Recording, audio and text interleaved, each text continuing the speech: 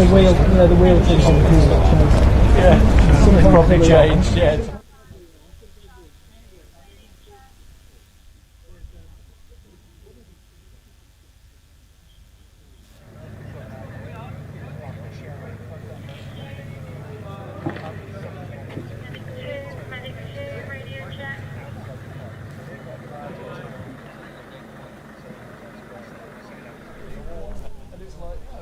To notice that sort of thing,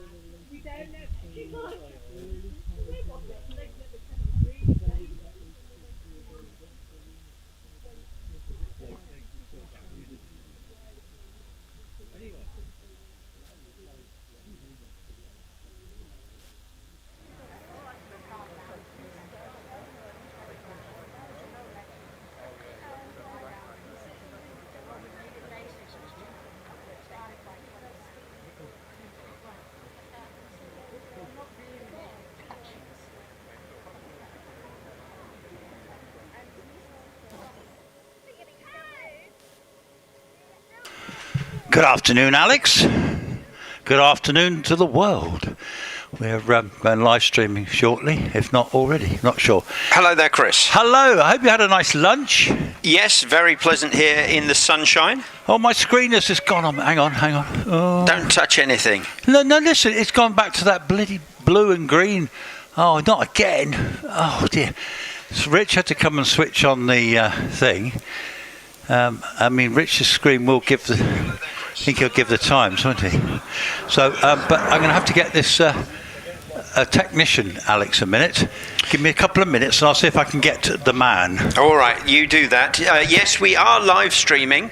Folks, if you have internet access on your phones or tablet, you can find YouTube has Hill Climb TV live streaming this event.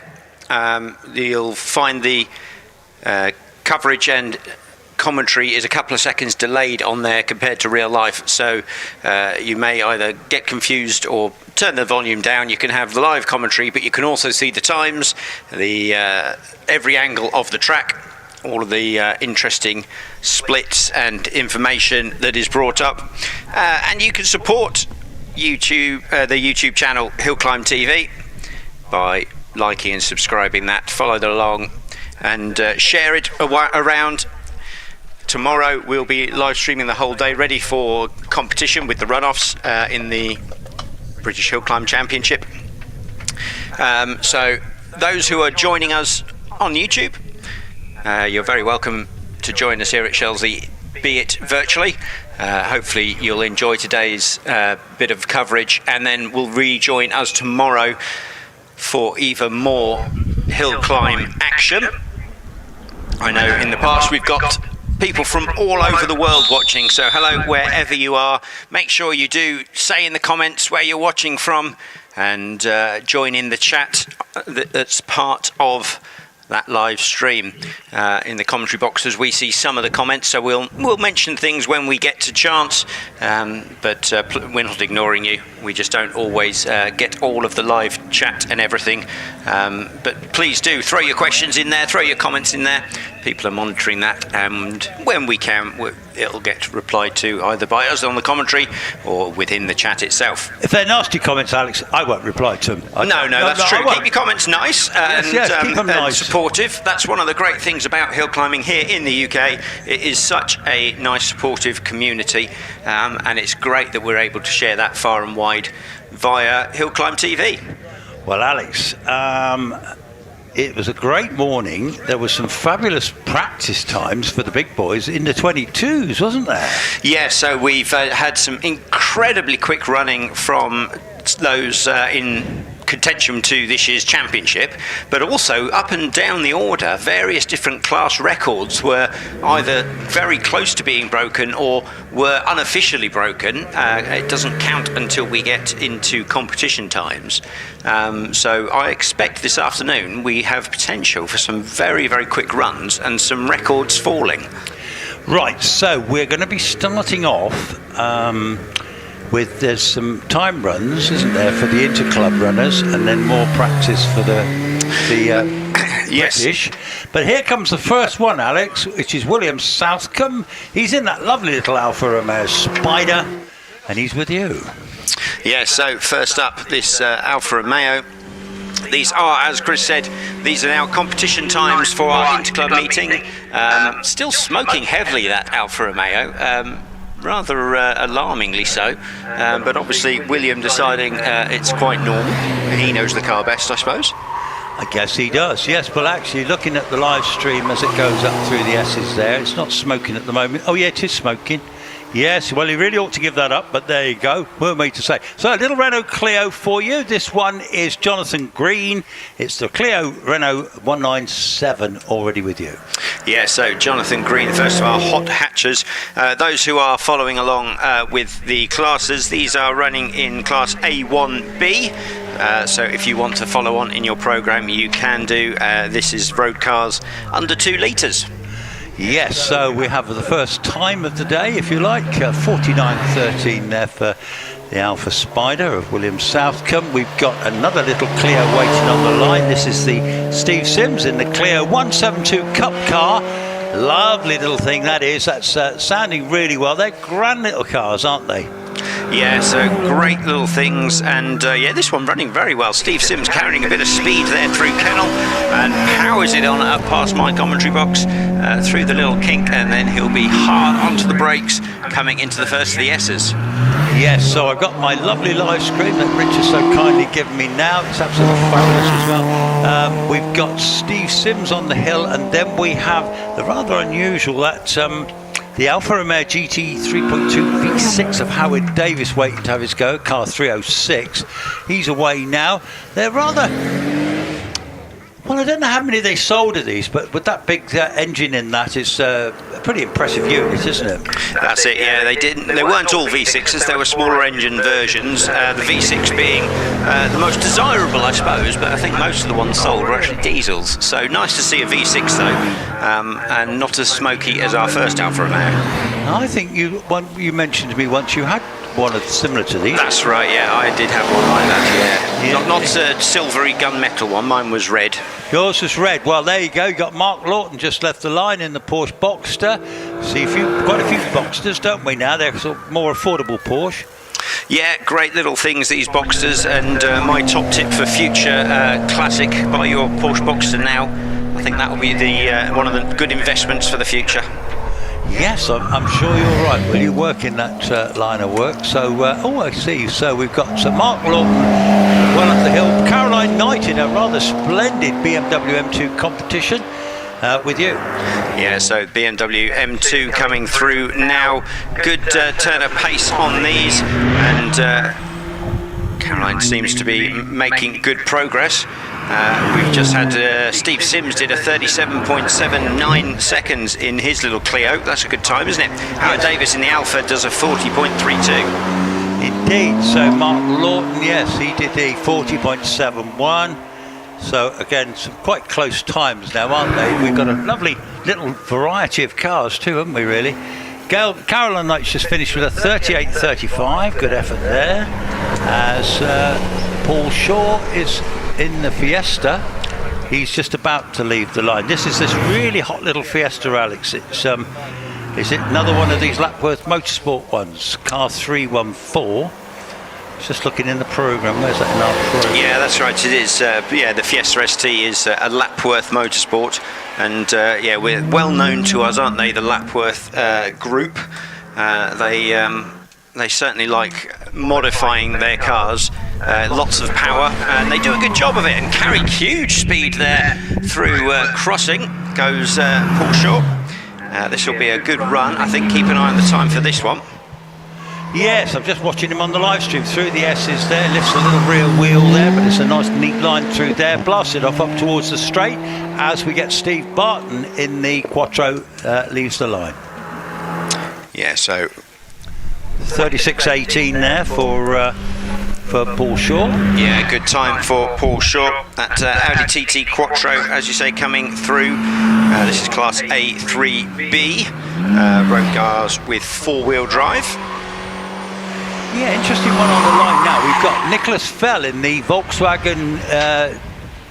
This is the Volkswagen Estate. I think it's the Type R Estate, actually, isn't it? That's right. Yeah, it's a RTSI DSG Estate. So is that petrol or a diesel? All the letters. I'm going to say. Good question. We'll put that one out to YouTube. Can people comment, please, whether it's a petrol or a diesel? I'm going to go with petrol. I think probably, but you never can tell. Oh, these no, days. I know there's a lot of letters there, isn't there? There is. It's most of the alphabet in that word. Steve Barton then in the Quattro. He's just finished. He did a 38.66. Now, this is rapid. This is Miles Gilliver, car 318, and this is in the MK Indy R, motorbike engine, of course. Yeah, great little thing. These MK being manufacturer of these little Caterham Westfield style machines. They have the Indy, which is slightly smaller, lower powered version, and then they have the Cup, which is the bigger, much more powerful engine in it, which we'll see a bit later on. Right, yeah, we've got a few rapid little things now. This is Andrew Wilcox. He's in that lovely little Caterham Super 7 with you. Yeah, so more traditional of the Caterham breed.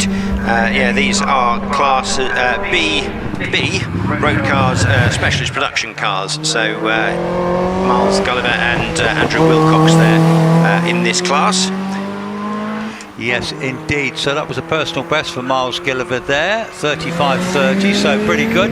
A very rapid little Mini just left the line. This is Christian Montez in the little modified John Cooper Works Mini. Yeah, and you really hear the superchargers whining away on this machine as it goes past. Got a good turn of speed to it. This is Class C2B for modified production cars between 1400 and 2 litres. Yes, indeed. So now this, wow, you hear that growl of that big V8 Morgan of Tom Meredith. They've had this car since new. His dad's had this car from new, Mike Meredith, and what a beast, eh? Yeah, I'm glad to see the bumpers back on it. He was running this morning without that front bumper on, but he's replaced it now, rumbling his way past me. Yeah, they're quite impressive, aren't they? These Morgans, particularly the Plus 8s. Lovely original looking Porsche. Now, John Watts, my goodness me, that's a pretty little 911, that one, isn't it? Yeah, great little car, this lovely machine, and running pretty well so far. That's 304. Slightly out of order, but John Watts in the Porsche 911.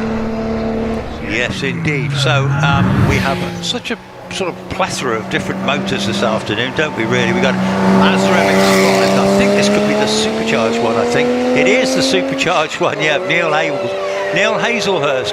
Listen to that supercharger whining away there.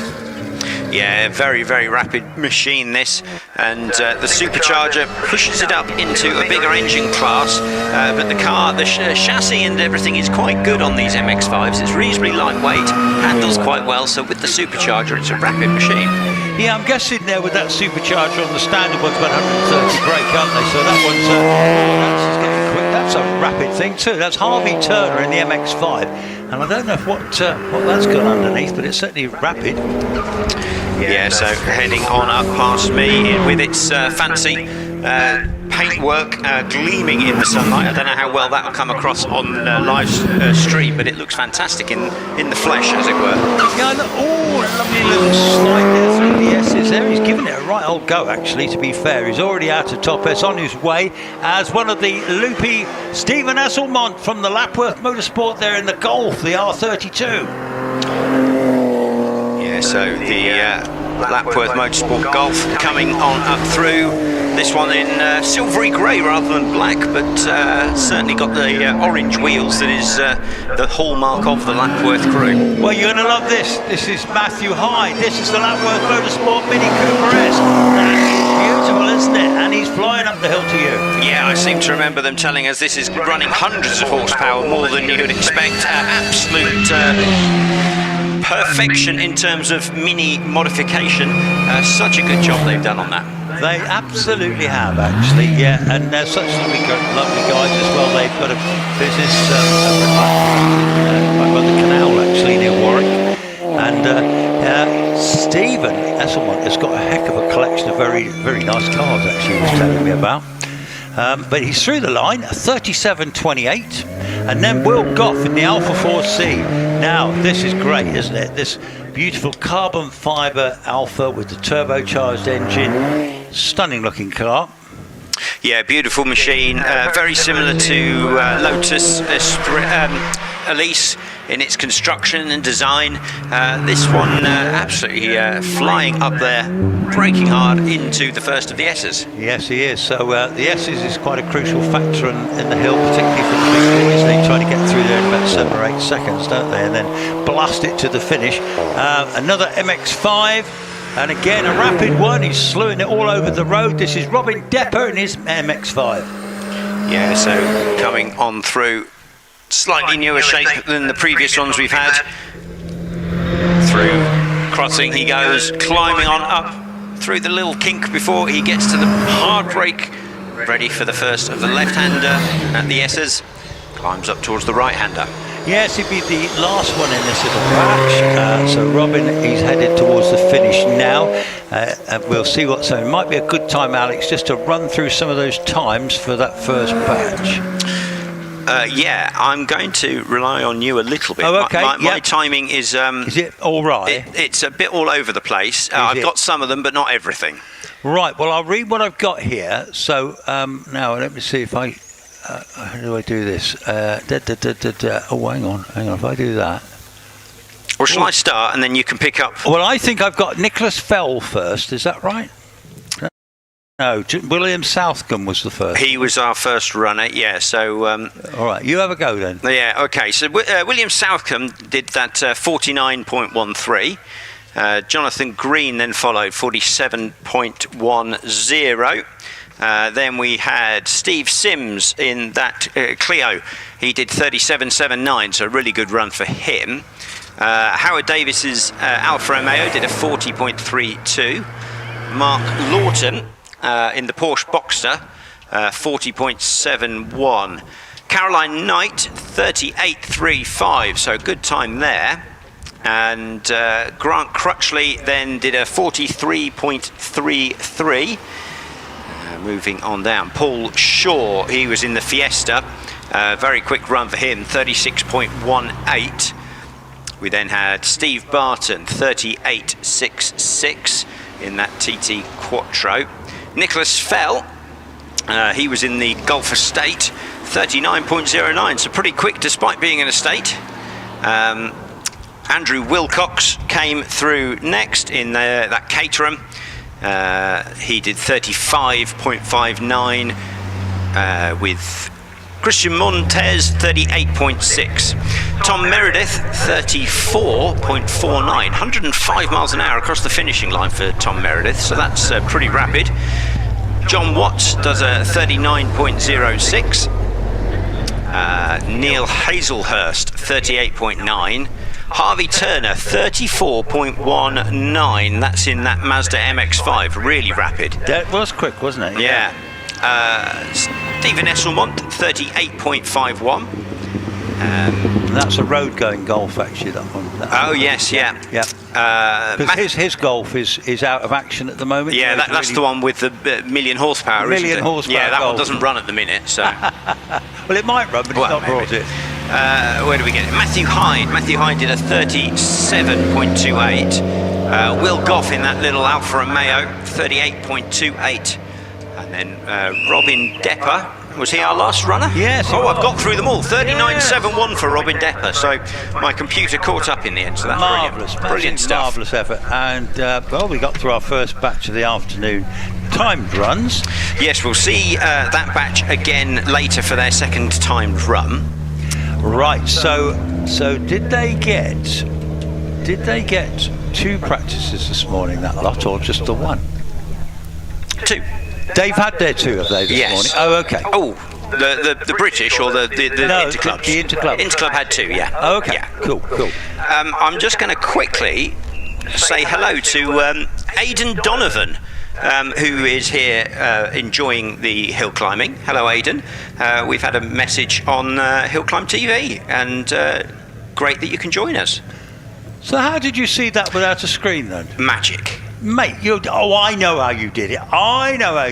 You little cheeky tinker. You got your phone out. I have got my phone. I know you're good at that, Alex. So I can yeah. Good man. I can see some of the comments. Yes. So yeah, great to see. Because actually, people... I think they show on your phone rather than my main screen. Yeah, the normal chat doesn't come up on the main screen that we get. So you have to find other ways of seeing it. There you go. Great to see people on the live stream already and enjoying it. And hopefully you'll come back again tomorrow. We're hoping to get lots of likes, lots of people tuning in. So do share it around. Let your friends and family know. It'd be great to have as many people watching as possible. Well, wonderful. So we're going to have, now it says Robert Penrose Lotus Elan S2, but this is the modern Lotus Elise from what I can see of it. And he's away, Robert Penrose, experienced competitor, and he's with you. Yeah, so Robert Penrose obviously switching out his Elan Series 2 for this Elise Series 2. Or could have just been a typo, I suppose. Don't know on that one, but... no, that's not... it's definitely not an Elan, that's an Elise. Yes, exactly, but they're both Series 2, so I don't know whether it's auto-corrected to Elan, whereas it should say Elise. Either way, Robert Penrose heading on up the hill. He's in Class A1, by the way. This is actually part of our Midland runners, so I don't think he's competition, I think he's practice. Maggie Richards with you in the Clio RS200. Again, this is, I think, practice run for the Midland. We're getting a second practice run for all of the British Hill Climb Championship. Mixed in with our interclub competition. How do we work that one out then? We make the best of it we can, Chris. Well, I'm glad you're with me. It's always good to have young people that know what's going on, but we do have Michael Thompson, who's always very, very rapid in that Exige. Yes, slight paintwork modification on the front of this Exige, but going very quickly through crossing there, climbing up towards the S's. Yeah, he's absolutely flat chat as well going up to there. He's showing a purple sector, but that's fairly irrelevant at this stage. But nevertheless, as you say, they've repaired the front end after its little misdemeanour. He's heading up towards the finish, going through the finish in a time of 34 seconds dead, as Robert Wilson always quick in the Elise. Yeah, so another Elise. This is a Series 1, absolutely carrying loads of speed there through crossing. Can I just pick you up there, Alex? They've actually got it live on the screen here. A in-car camera. He's approaching the S's now into the bottom S there, gets it through the bottom S. Little bit, goes over the drain cover, looking good, soaring at the wheel, but a nice smooth finish, heading up towards the finish. Well, we seem to have lost the... all right, we've got the time. He's through the finish, 33.73. So just a bit quicker than Michael Thompson. Yeah, very good time. We then have the fantastic MG Metro 6R4 coming on up the hill. That's Paul Chandler's machine, which means we're back into competition for the Interclub meeting. This MG is running in Class EB.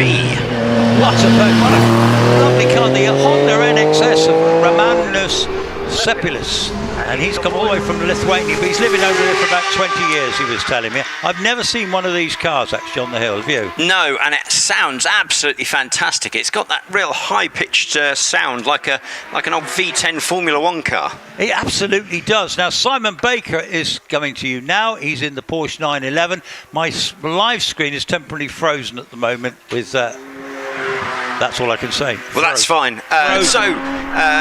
Ramanus in that NSX does a 34.11. So good solid run for him. Simon Baker in the Porsche following him up quickly. And Jan Nitz is just with you in the Mallet Mark III. This very early Mallet, beautiful little thing, isn't it? And he's on his way. Simon Baker heads towards the finish. 34.94. Yeah, the little Mallet heading on up through. These things absolutely fantastic on hill climbs, and Jan Nitz has been driving this for a few years now, and really very quick driver. He certainly is actually, and it's only a little tiny engine in that one, but very experienced. He comes from Leicestershire. Edward Tyke about to leave the line in the Ginetta G16, this white one, and I think it's a grand looking little car this. We don't see many of these, but this one's a pretty effective version, isn't it? Yeah, it's very unusual with the headless. You know, it's got no windscreen, particularly no roof or anything. Looks like a 60s sports car, doesn't it? It's a very, very nice machine, that. It does indeed, actually. So Jan Nitz had a personal best there of a 36.77. Simon Baker had a personal best of 34.94. Bryony Searle on her way in this lovely little Elva. Goodness me, that is she's a regular competitor. Lots of ears flapping there on a helmet. Yeah, so coming on up through the left-hander at crossing, Bryony Searle there. This is Class MB for sports and racing cars, manufactured before 1971, which is why we've got these beautiful classic shapes. Yeah, I do love these little classic. This is very much, I don't know which one came first, the Lotus 23 or the Elva Mark 7. Either way, the little Austin Cooper S there, if you come with you. Yeah, so absolutely lovely machine this, and these minis always punching well above their weight in terms of pace up the hill. This one winding away as it passes through crossing. No slowing down for a mini, just carry that momentum as much as you can. Absolutely flying, classic looking Mini too. Now we do have Mike West driving the Porsche replica, the 904 FF Special replica, and Mike West is driving it this weekend. Yeah, great little tribute to those early Porsches, this machine, and very well made. It is carrying good pace up through the little kink before braking hard down into the first left-hander of the S's. Yeah, one of our favourites just leaving the line now, which is Nick Stevens in the lovely little G4 Ginetta with a Ford engine in it. Mike West heads towards the finish. Yeah, so the Ginetta, this one more of a traditional sports car rather than the prototype racer that we saw a little bit earlier on. Beautiful machine though, that absolutely flying up the hill. Absolutely flying up the hill. So Mike West in a 39.40. Now here's Stuart Diper in the Cosworth engine Anglia. A lot of money and time's been spent on this car, hasn't it?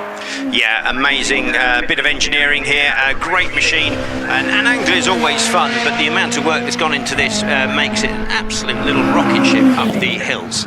It absolutely does, actually, and the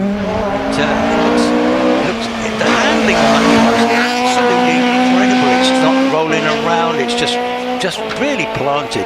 He's going off towards the finish. He's going to record a time of 33.84. Good time, eh? Yeah, very good time in the Anglia, and I think I'm just going to double check. 33.84 is a new class record for Class OB, saloons and sports cars manufactured before 1971. Congratulations to him. So Nick Stevens did an excellent 35.99. So class record 33.84 for Stuart Diper. And then Christopher Holdsworth with you as the Phil Taylor leaves the line in the Aristocrat Jaguar C-Type. Yeah, so Christopher Holdsworth, first of the Jaguar Drivers Club, helpfully in a Porsche, but that's fine. And a red flag comes out to stop the C-Type replica. He spots the flag, comes to a halt. Not sure what the incident was, but we'll figure it out Well, yes, there's Christopher Holdsworth finished his run 38.22, so I don't think it's that. So no. Well, Phil Taylor's the one that's. Well, obviously the last car up. Has he gone past you? Well, yeah, he's sort of just before the kink. He stopped, but I can't see anything wrong. The marshals obviously can see something we can't. Yeah. Well, we have waiting on the line. That looks remarkably like the Jaguar F-Type of David Rogers, and then Hayden Spedding in that gorgeous E-Type, which. It's actually a very original car, Alex. He did point that out to me at lunchtime. I think one of our commentators, and I don't know who said it, didn't have many right Jaguar bits on it anymore, but apparently it's a very original car. Only the shock absorbers have been changed. But you'll know more about E-Types than anyone, but obviously he'll know plenty about it too because he built it. So, but anyway, it's a lovely E-Type, isn't it? Yes, a lot of work gone into that, I'm sure, to make it as quick as it is. Yes, indeed. So now these F-Type Jags, these have got, is it supercharged or turbocharged V8s in them, something like that? I don't know on this one in particular. We'll see if we can figure it out. So F-Type, 5-litre supercharged engine in that one. So a lot of power in those machines. There is, and I think if I've had one, but somebody said they're like 180, 200 mile an hour cars potentially. Does that be right? I think they're certainly up that way. 200 possibly is a bit of a stretch, but I bet 180 is probably is achievable. I don't know whether they were limited originally or not, but very, very quick machines. Yeah, good point actually. Yes. So at the moment we have we have cheeky red flags here down this end. It's obviously the same up your end. Yeah, just that C-Type coming back down. Do you think he's going to get another run? I think so. I think he was waved off rather than he caused the flag. Yes. I don't know what caused the flag. Well, he's got a flag. It says flag against his name. Yeah. So, and we should point out is actually the Aristocat is a C-Type replica. So it's a faithful replica, and I think it probably runs a fiberglass body as well, doesn't it? I suspect this one's a fiberglass. It's probably got the Jaguar XK engine, probably running Jaguar suspension, brakes, all the rest of it underneath. Yeah. But it's a replica to make it look like the C-Type of... I wonder what chassis they'd have been running though. I don't know with this particular one, but most C-Type replicas run a hand-built sort of space frame chassis. Okay. That then you put the Jaguar suspension and everything onto. But I don't know this actual... I don't know the Aristocat. Yeah, so it runs a fair bit of Jaguar stuff. And here comes the F-Type. And I'll tell you what, it's pretty quick off the line. I've got to tell you that much. 2.18 for the first 64 feet.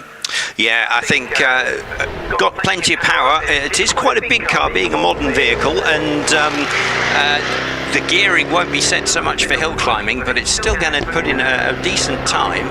I think it probably is going to show a good turn of pace by the time it gets to that final run up to the flag. Yes, so it's going through the S's and he's on the finishing straight now. We've got Hayden Spedding waiting on the line in this glorious E-Type, and it does sound the part. This is a genuine E-Type, folks. Smokes a little bit, but who cares about a bit of smoke in a car that age? Yeah, I think quite common on things like the 60s Jags like this, and running reasonably well up and braking for the S's. So Phil Taylor's getting a rerun in the Aristocat Jag. Hayden Spedding going very nicely. He's at the moment in his class, 38.22 is leading the way. Hayden Spedding, well, I fancy he can beat that with a 35.70, goes top of the pops. Yeah, so the C-Type coming on through for its rerun as well. Sounding very good as he roars past the commentary box. And then we'll be seeing Mark Waltham in this glorious TR5, actually. I had a TR5 all those years ago. Mine was on Lucas fuel injection. I don't know whether this one is, but it certainly looks the part, doesn't it? Yeah, so we've got the TR register with us today with a handful of different Triumphs. This one being the first of the bunch, TR5 of Matt Waltham. Yes, what a glorious sight that is, actually. And then we've got, so we must have beyond the TR registered cars here today, because we've got the TR7 V8 just on the line now, and then there's a TR6, the Primrose one, following it. So Just looking at my sheet here. So this is David White in the TR7 V8, growling away off the line. Yeah, so David White's got this interesting little splash of colour on this car. Looks very good. The one to watch though was Steve Small in the last of the TR7s. His time was very close to class record in practice this morning. Well spotted. So yes, we are in the TR registered Triumph Speed Championship. You've got Roger McEwen now in the TR6, and then another lusty V8. Yeah, that's it. So we've got Roger McEwen coming through. It's TR6. Gliding past me on his way on up the track. Yes, so leading the way is Matt Walton, but as you say, Steve Small to come, and Steve Small it is now, just left the line in the TR7 V8, and yes, that's altogether quicker, isn't it? Yeah, this one is a properly sorted machine, runs out a bit wide, almost hits the rector cell, but he's kept it together nicely, gets the power on now for the climb up towards the S's, carrying good pace through there. Let's see, I don't unfortunately have a speed. Do you have a speed for him through there? Well, I'm just watching him through the S's at the minute. I'll get back to that one in a minute. He's heading up towards the finish now, and I'm just looking across. He's 78 miles an hour into bottom S there. But as he goes across the line, he finishes with a time of 34.11 and 98 across the line. Yeah, so 34.11 will be a new TR register class record. 34.89 was their previous. So well done to Steve. He's beaten his own record, in fairness, from a couple of years ago. But yes, a quick run, that one, 34.11. Excellent stuff. So that is the end of batch. All the cars will be coming back down shortly. That's the end of batch 2. We've got, I think, how many batches? We've got about 8, haven't we? We've got 8. 9 batches. Yeah, we'll only run through all 9 once, and then we'll run batches 1 and 2 again towards the end of the day. Gotcha. Excellent. Excellent. So the sun is out. Steve was telling, one of my photographers, Shelley was telling us that it's very hot up there. There's not much air up there today, is that right? Yeah, it is a bit still at the moment. There's a little bit of a breeze, but obviously if you're tucked in amongst all the trees and the banking and all the rest of it, you're possibly not getting the full effect of that. My mate Billy's just returned. Did you have a nice lunch, Billy? Delicious, he says. Well, you can tell Alex all about that now, can't you? So yeah, these cars coming on back down from the top of the track. They'll head back to the paddock. Some of these cars will be coming out again a bit later on for some more timed runs. A handful of them are part of the British Championship, so we won't be seeing them again today. But already a couple of class records have fallen. Just shows how quick the newly tarmacked course here at Shelsley Walsh is. I think the long spell of dry weather we've had also means that the track's not had any of that rubber that's built up washed away. I think it's really given an awful lot of grip. So we expect to see some really quick times as the afternoon progresses. And tomorrow, when we have the British Championship running competition times, we have the chance of some absolute record-breaking runs.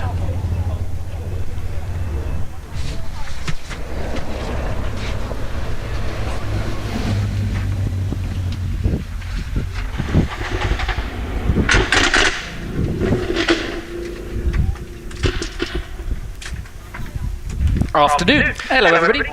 Hello, Billy. So I see we've already got one class record. At least, yes. Which is Stewart in the Ford Anglia. That's right, yeah. It's a which we thought that one might go. Yes. Steve Small's time of 34.11 is quicker than the record that's in the programme. Interesting. But it's not come up on the screen as a class record.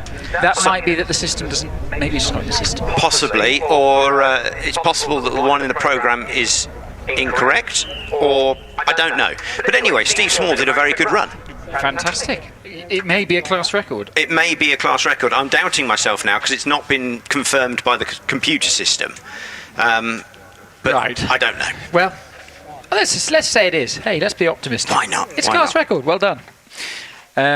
Right, I might see if I can see on my system, because I can do it by classes. What are we in? A1. We're in the Triumph. Yes, TR register. There it is. Well, according as it doesn't show the record on here, but I would be surprised if it wasn't. But anyway, we shall see. Anyway. Flags are in. So we are on to batch number. Are we on batch 3 already? It's rattling through them. We are on batch 3, and this is now well into the British hill climb stuff, which means this is their last run of the day. It is, yeah. Second practice run and last run of the day, as you said. So the 2-day eventers coming up now. On the line in front of me is Laura Elliott in the 911. Carrera, beautiful car this. Laura drives it very well indeed. I would suspect we'll see a pretty quick start from Laura, given the rear engine Porsche traction. But we wait to see. So we're into, this will be class, I'm guessing it's A2, is it? Laura's in class C3. C3, there she is. Then the bulk then comes from A1. A2. A1, sorry. Yeah, Right. and then A2. We'll get there. We will. Laura's with you. Yes, so Laura Elliott in the 911 Carrera. As you said, very quick start. 1.95 in the first 64 foot. So absolutely rocket start for Laura, and already into the S's. Going very nicely indeed, braking at 78. Wow, carries lots of speed into bottom S, gets it over into the middle of the road before flinging the car through top S and heading up towards the finish. I've got a Lotus Elise coming to the line in front of me. There might be a slight delay just because that was a dual-driven car, but in the meantime, Laura Elliott's done a 35.05. 35.0 time. 5, that is a quick time indeed. That is a shared drive, that car, so hence why it's gone first. So now we return to Class A1, which is road cars, series production cars up to 2 litres. This is the home of the Lotus Elises and Exiges and Renault Clios and the like. Bob Penrose on the hill now, used to drive a 7-litre Pilbeam sports car. So from one extreme to the other. Yeah, I'd be interested to see differences in times between that big old Pilbeam and this Lotus, because I don't know how different they would actually be. Who knows? But yes, a bit different in terms of power under his feet, I suspect. Bob going very well indeed, already through the S's in this very pretty Lotus Elise. Heading up the finishing straight now. I'll bring you a time when we've got it. Seb Cartwright on the hill in another Lotus. Yeah, so this is one of the earlier bodies of Lotus Elise, number 16 there. Seb Cartwright powering his way on up. According to the programme, the class record here is 32.29. I'm going to take it with a pinch of salt until we get to I think that is that's right. good? Yeah, that was Rob Wilson set in 2025. I think that might be right. It certainly sounds about right, but we'll keep an eye. This is, of course, practice, so not official timed runs yet. Yes, indeed.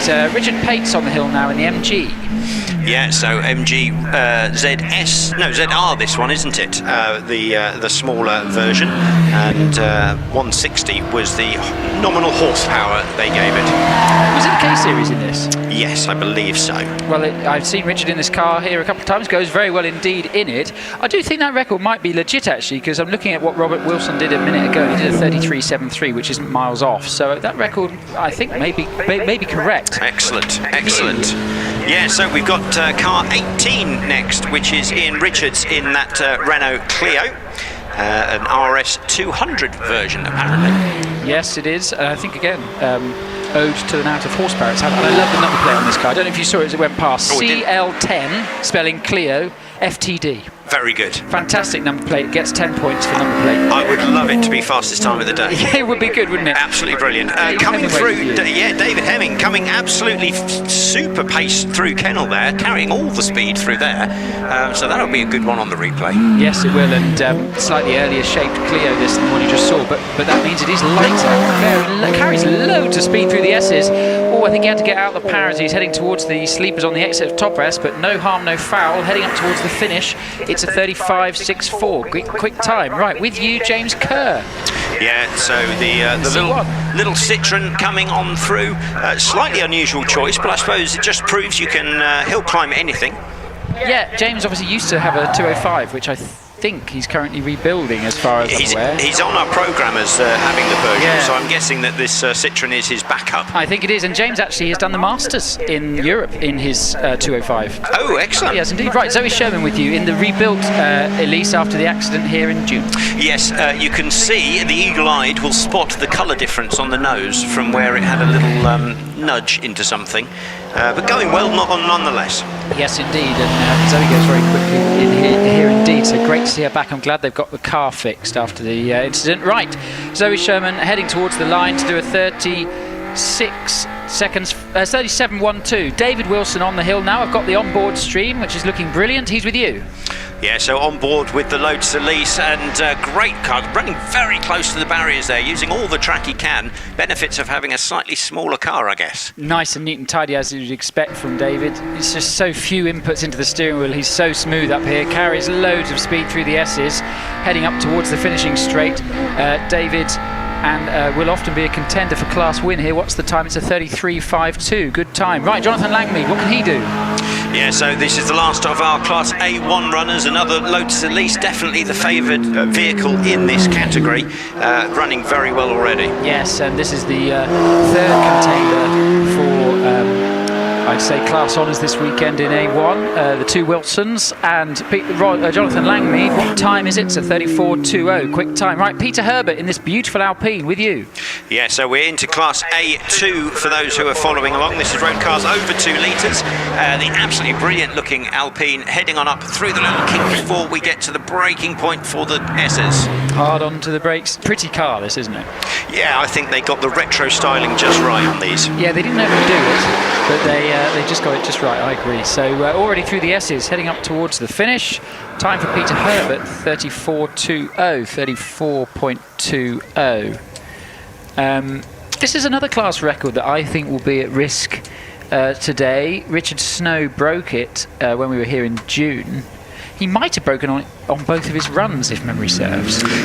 Often Richard is the pace setter in this class. He is indeed. So I think he has potential to go even quicker. Yes, Phil James is now with you on the hill. Yeah, so in the over 2 litre road car production category, Porsches are definitely, like the Elises, a favoured vehicle. Phil James carrying on up in his Carrera GTS. Yes, going very quickly indeed. Let's see what the time will be as he heads up out of the S's towards the finish. And as we await a time, which I'll bring you in a second, Ross McDonald leaves the line in front of me in a slightly older Porsche. Yeah, but this one is absolutely beautiful. This is the Carrera 2.7 RS, but I believe he's very honest and it's a replica rather than a genuine. But anyway, it looks fantastic as he carries on up the hill. Yeah, I shudder to think what the genuines are worth. Exactly that. You don't want to run them into a tyre wall, do you? No. So Phil James for the did a 33.56. Ross McDonald exits top S and heads towards the finish to a 36.17. Tyres squealing and smoke galore from John Lowe in front of me in the Audi TT Coupe. Only 1800cc this engine, but turbocharged. I'm with you. Yeah, so the turbocharger bumps it up into the over 2 litre category. Heading on through, crossing, carrying on, looks very undramatic. We'll have to keep an eye on the times though. Sometimes undramatic is fast, sometimes not. It is indeed, and whilst he heads through the S's, Tim Elmer leaves the line in front of me in the Alpine another A110. Yeah, another of these fantastic machines. Would you say the newer ones are nicer or the older ones? I prefer a classic myself, but... I like both. Fair enough. Fair enough. On the very fence, comfortable yeah. fence here. Both fantastic cars, and tell you what you do see these things side by side is how much bigger the new one is. Oh, like all modern vehicles, they're grown over the years, haven't they? They have indeed. Meanwhile, Robert Lancaster-Gay leaves the line in his 911 991 GT3 with you. Yeah, very, very quick machine this. Robert Lancaster-Gay, very seasoned driver now, and he's carrying some good pace on up through into the S's. Also, the collection of Porsches that he has hill climbed. He had a GT3 RS 4 litre.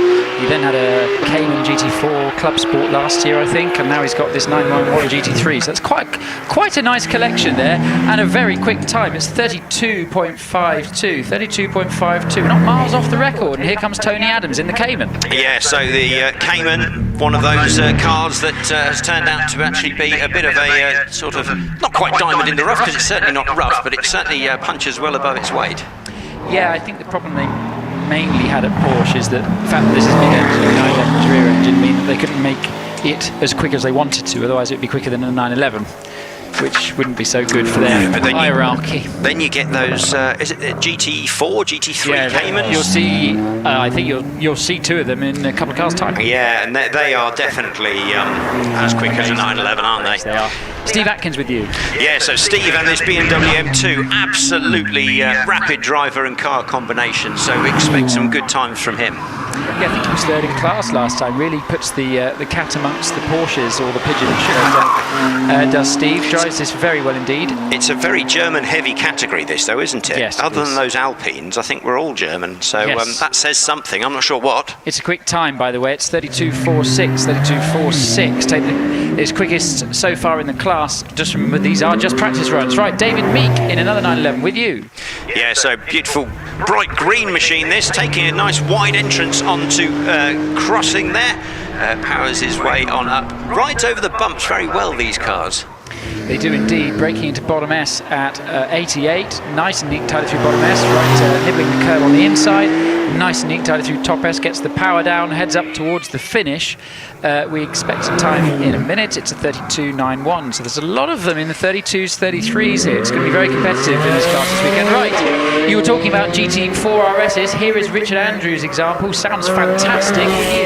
Yeah, very, very quick machines. He's got a lot of power, and then that chassis is very, very competent. So carrying his way up through there. A little bit of a break before the kink, so obviously he felt he was going very quick.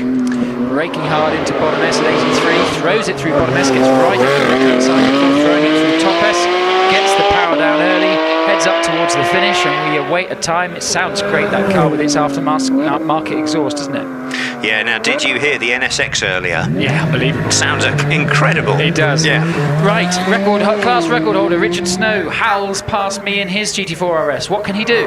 So we think the class record is 31 seconds dead, set by Richard Snow only earlier this year. Whether he's able to match that sort of pace this weekend, well, we'll find out, I suppose. Doesn't need to do it today, as it's just practice. It looks quick through the kink. Really quick in the bottom S as well. His purple sectors through the S's, so he'll be fastest in the class so far, I suspect. Is it going to dip into the 31s? We wait to see. I think it will. 31.44.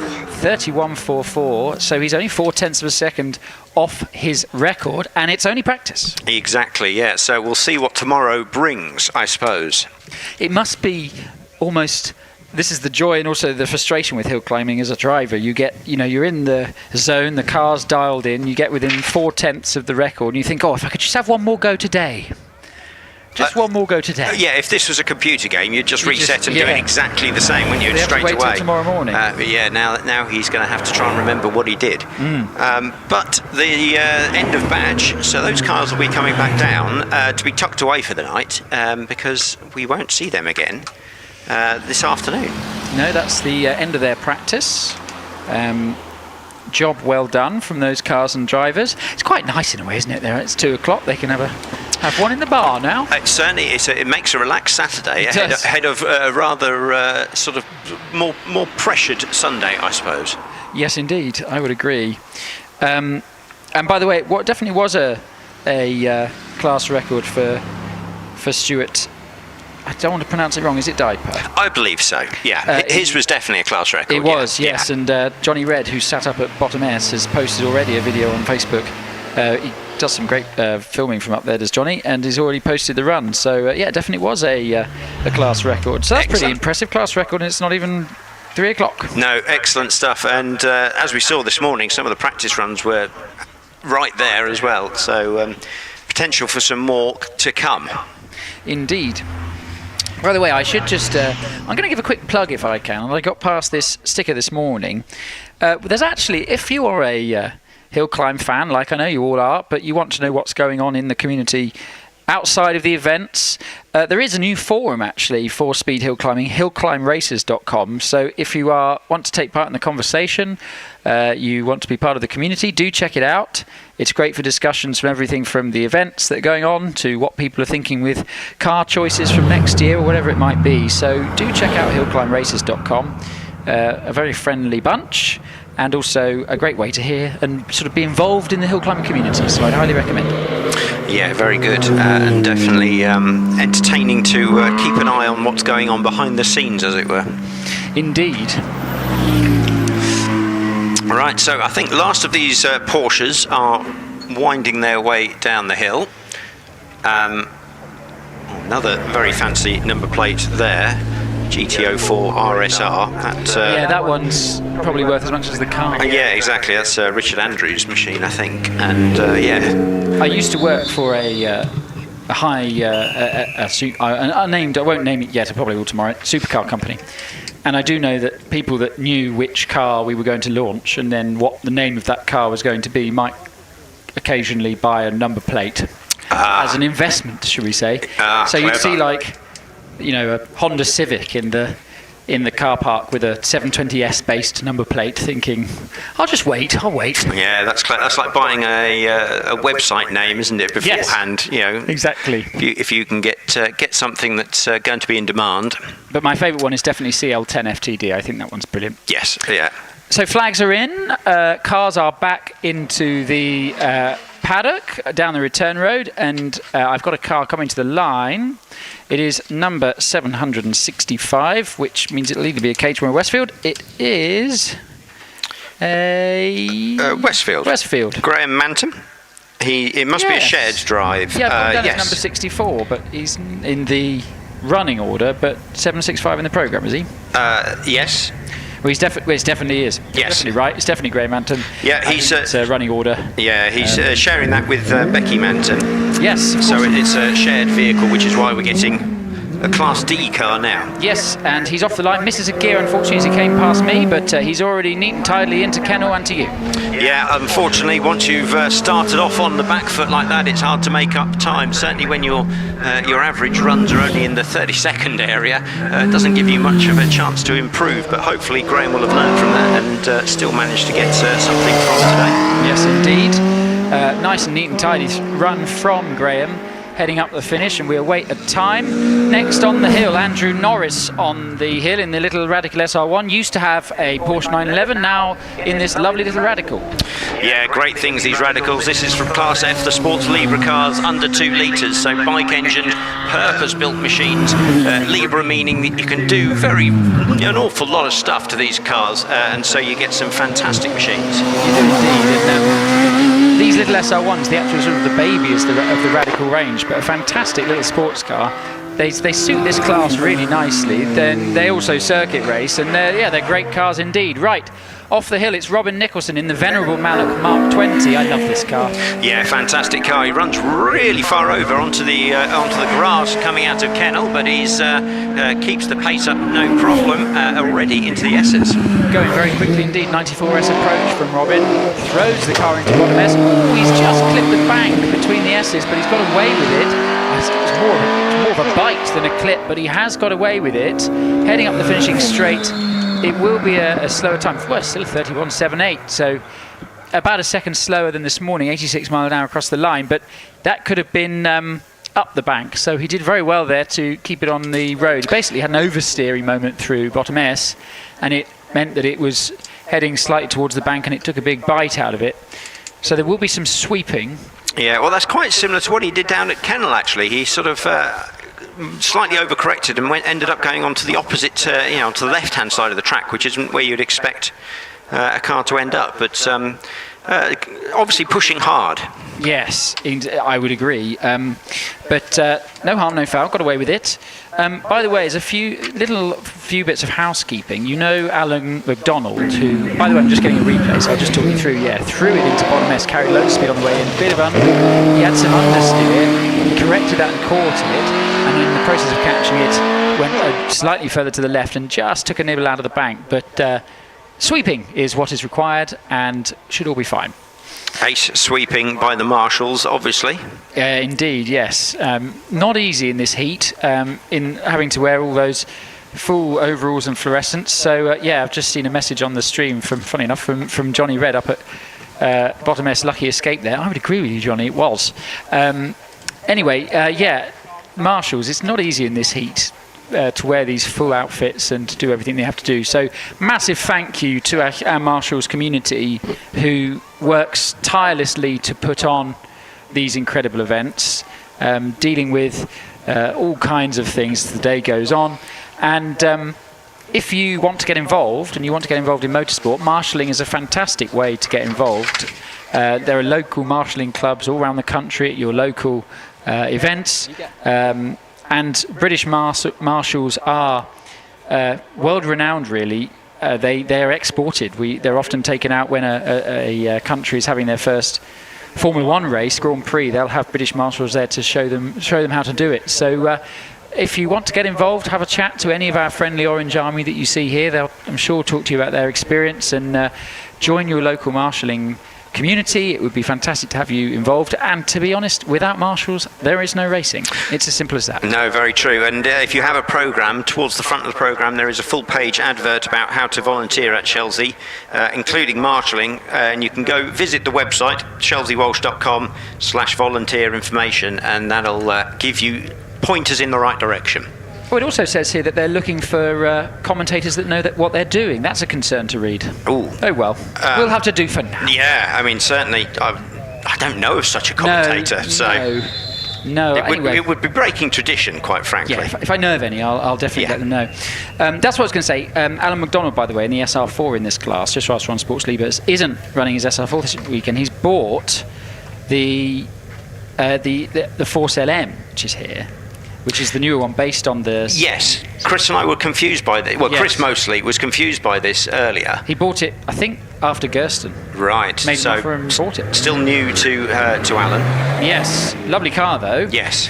Right, flags are in. Car leaves the line. It's Ian Fido in the Yaris GR. These are lovely little cars. Yeah, so the homologation rally special, the Yaris coming on up past my commentary box up towards the heavy braking point for the first of the S's. Braking into bottom S at 78, so we are in Class A3. This is series production road cars, four-wheel drive, NECC. These Yarises, very clever indeed, and we've spoken about them numerous times, but they're fantastic cars, absolutely stunning. And Ian does a 36.26. Right, Tim Goodwin on the hill in the Audi. Yeah, so modern wearer of that Quattro badge, the Audi TT, running right up close to the barriers here on the right-hand side of the track, so carrying good pace. Yeah, used all the road through the kink as well. It just had a nibble of the curb on the apex of the kink, so using all the road on this run. It's very committed from Tim, so we'll wait to see what the time is going to be. I'll bring it to you when we've got it. It's going to be quick. It is. It's a 35.25. Right, Tony Hawkins on the hill in another Yaris GR with you. Yeah, so coming through now up towards the left-hand crossing, carrying loads of speed there, absolutely flying through the kink, hard on the brakes now into bottom S. At 85, so yeah, that is quick actually, and throws the car into bottom S. Lovely line through bottom S, gets right over to the left-hand side before throwing the car through top S. This is a really quick run from Tony, and I'm looking forward to seeing what the time is. Whilst we await the time, Peter Richards leaves the line in the VW Golf R.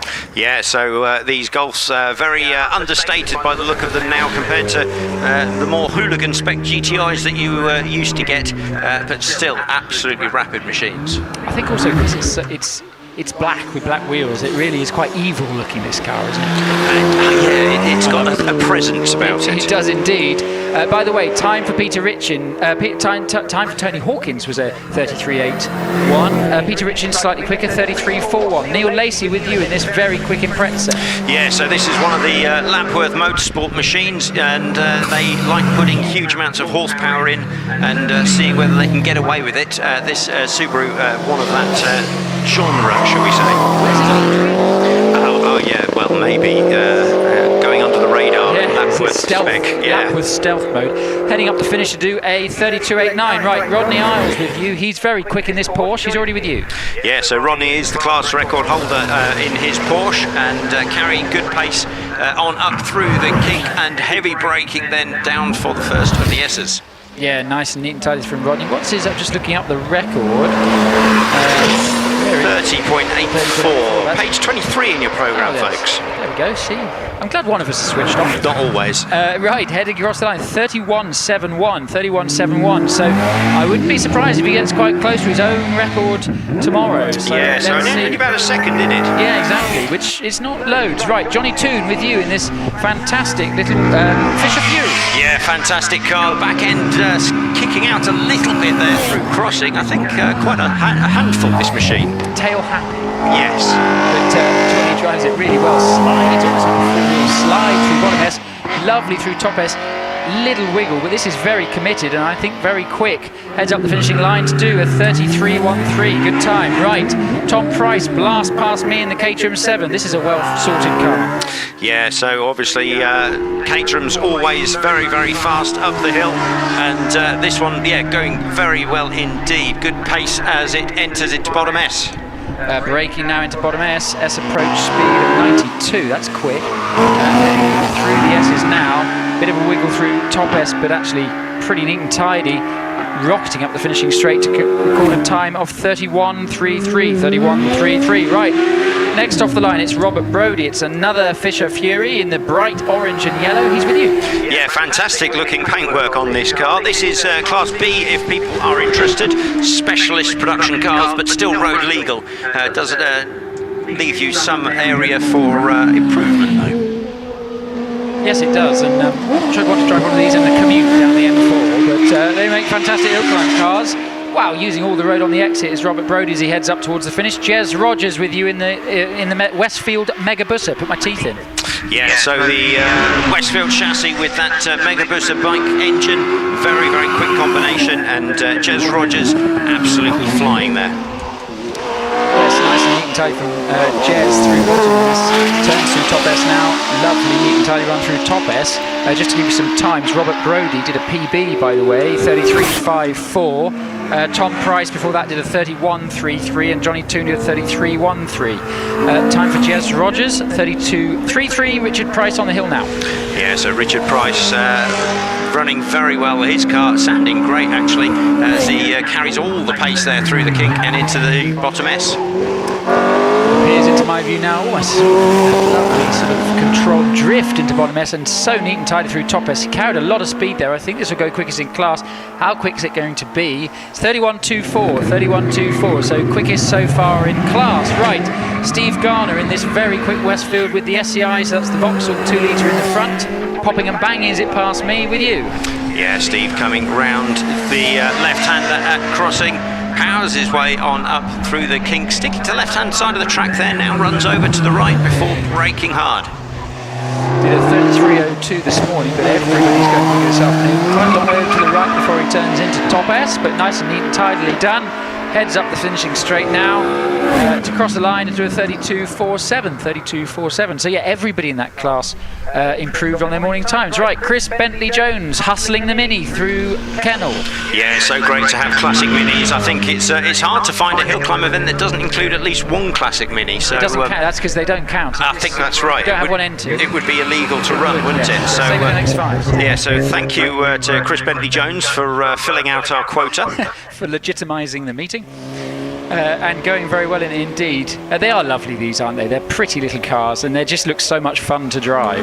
Oh, they are a huge blast, and I think it's the formula that hot hatchers still stick to, isn't it? Small and fun. It is indeed, and a 42.08 for Chris Bentley-Jones. Right, Andrew Russell on the hill in one of my favourite cars, the little Ginetta. Yeah, great little thing this. Rear-engined with the, well, I don't know, yes, I suppose it's rear, but it's right over the back axle, so maybe it counts as mid, but great little machine. It is indeed. This car's been hill climbing as long as I can remember coming to hill climbs. This car's been entered, so it's great to see. Goes very well indeed. Already up the finishing straight to record a time of 36.39. 36.39. Right, John Mackenzie in the Lotus Cortina. This is a pretty car.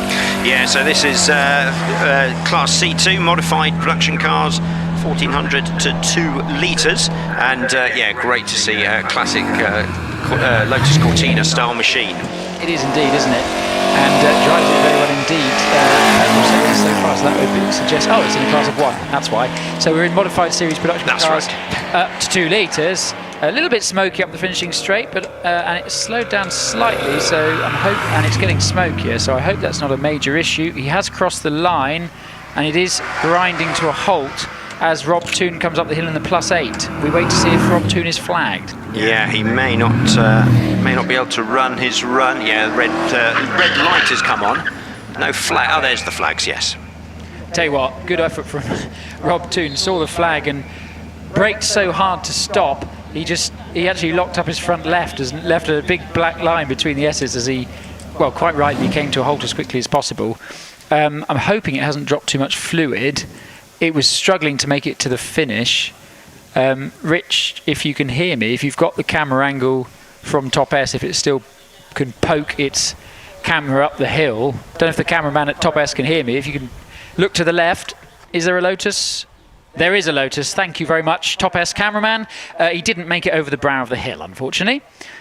So he stopped. He almost did. He literally stopped by the marshal's post just after the finish, right at the crown of the hill. So naturally, we had to red flag that. Otherwise, the Morgan would have arrived at great speed.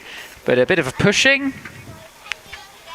And they'll move that out of the way. The Morgan will come back down and be able to retake the run as they were flagged. And to be honest, actually, if you think about it, it's good value because he got all the way to Top S before he had to stop his run. Yeah, I think the best thing to do, like we were saying earlier, they want an instant run, is bribe the person ahead of you to conk out at the finish line, and that way you get to have an instant rerun. Yeah, but don't do it obviously, so they think, oh, he might make it. Yeah, I think you're right. Yeah, good thinking. That's the way to do it.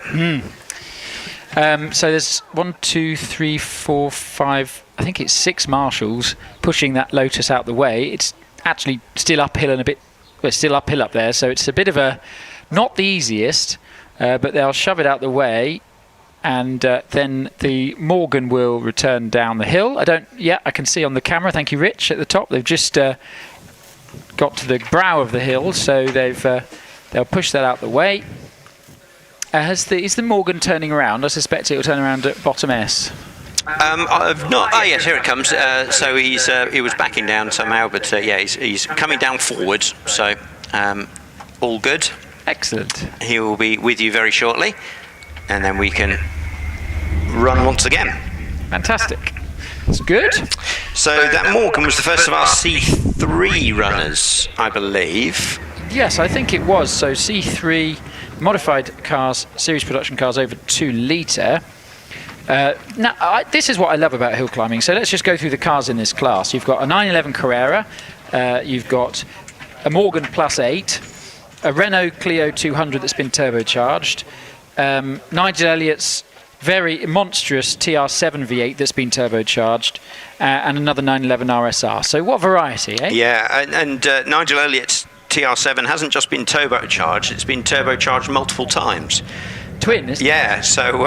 to the tune of 2. Yeah, a rather mad piece of thinking, but great fun.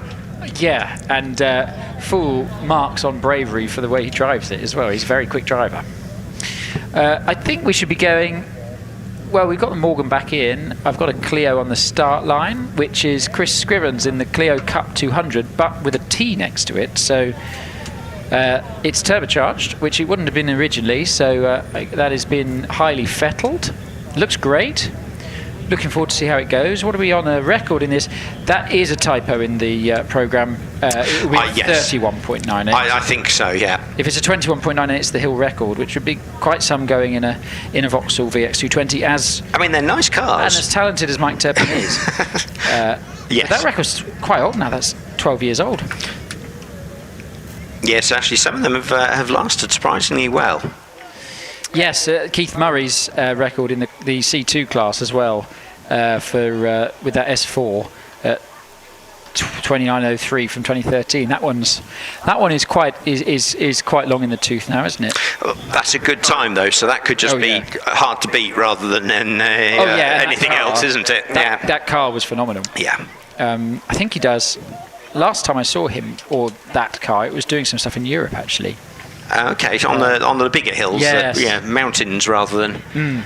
Yes, which which are phenomenal. And we've spoken about it a few times, but the European Hill Climb Masters, which hasn't happened for a few years now, but they did 4, where we took 20 cars in the last one over to Portugal, before that Italy, before that Czech Republic, and they did a Masters for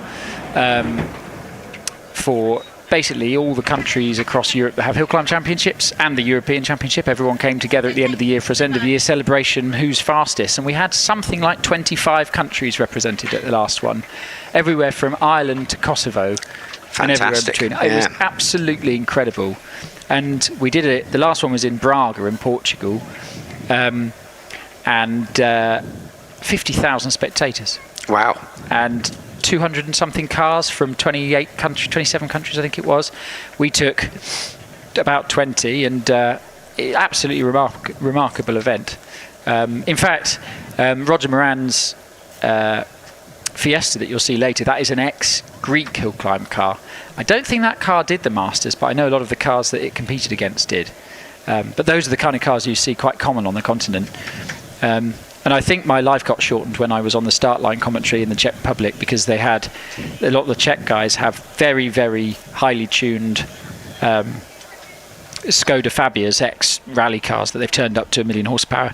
And on the anti-lag on the start line, with the Ron 110 whatever fuel it was, and had some unobtainium in it to make it higher octane boost, they'd leave black circles on the start line when they were in the anti-lag. I think I'm a year older from breathing most of that in. But what amazing cars they were. And I can't wait to see Roger's car shortly, which I think's in this batch, isn't it? The Focus. Yeah. Fiesta, sorry. Fiesta, yeah. Let's just have a quick... Just having a quick run through. Maybe next batch. Maybe next batch, yeah. No, it is great little machine. That I wasn't. Do you know the history of it? Who built it or anything like that? Yeah, it's built by Oldsbergs. Okay. So Oldsbergs are based out in Sweden, I seem to remember. Yeah. And they are world famous for rallycross cars, mainly rallycross cars and also hill climb cars, especially Fords, where they build cars with 600, 700, 800 horsepower quite regularly. If you Google Oldsbergs, you'll come up with a lot of incredibly fast Fords.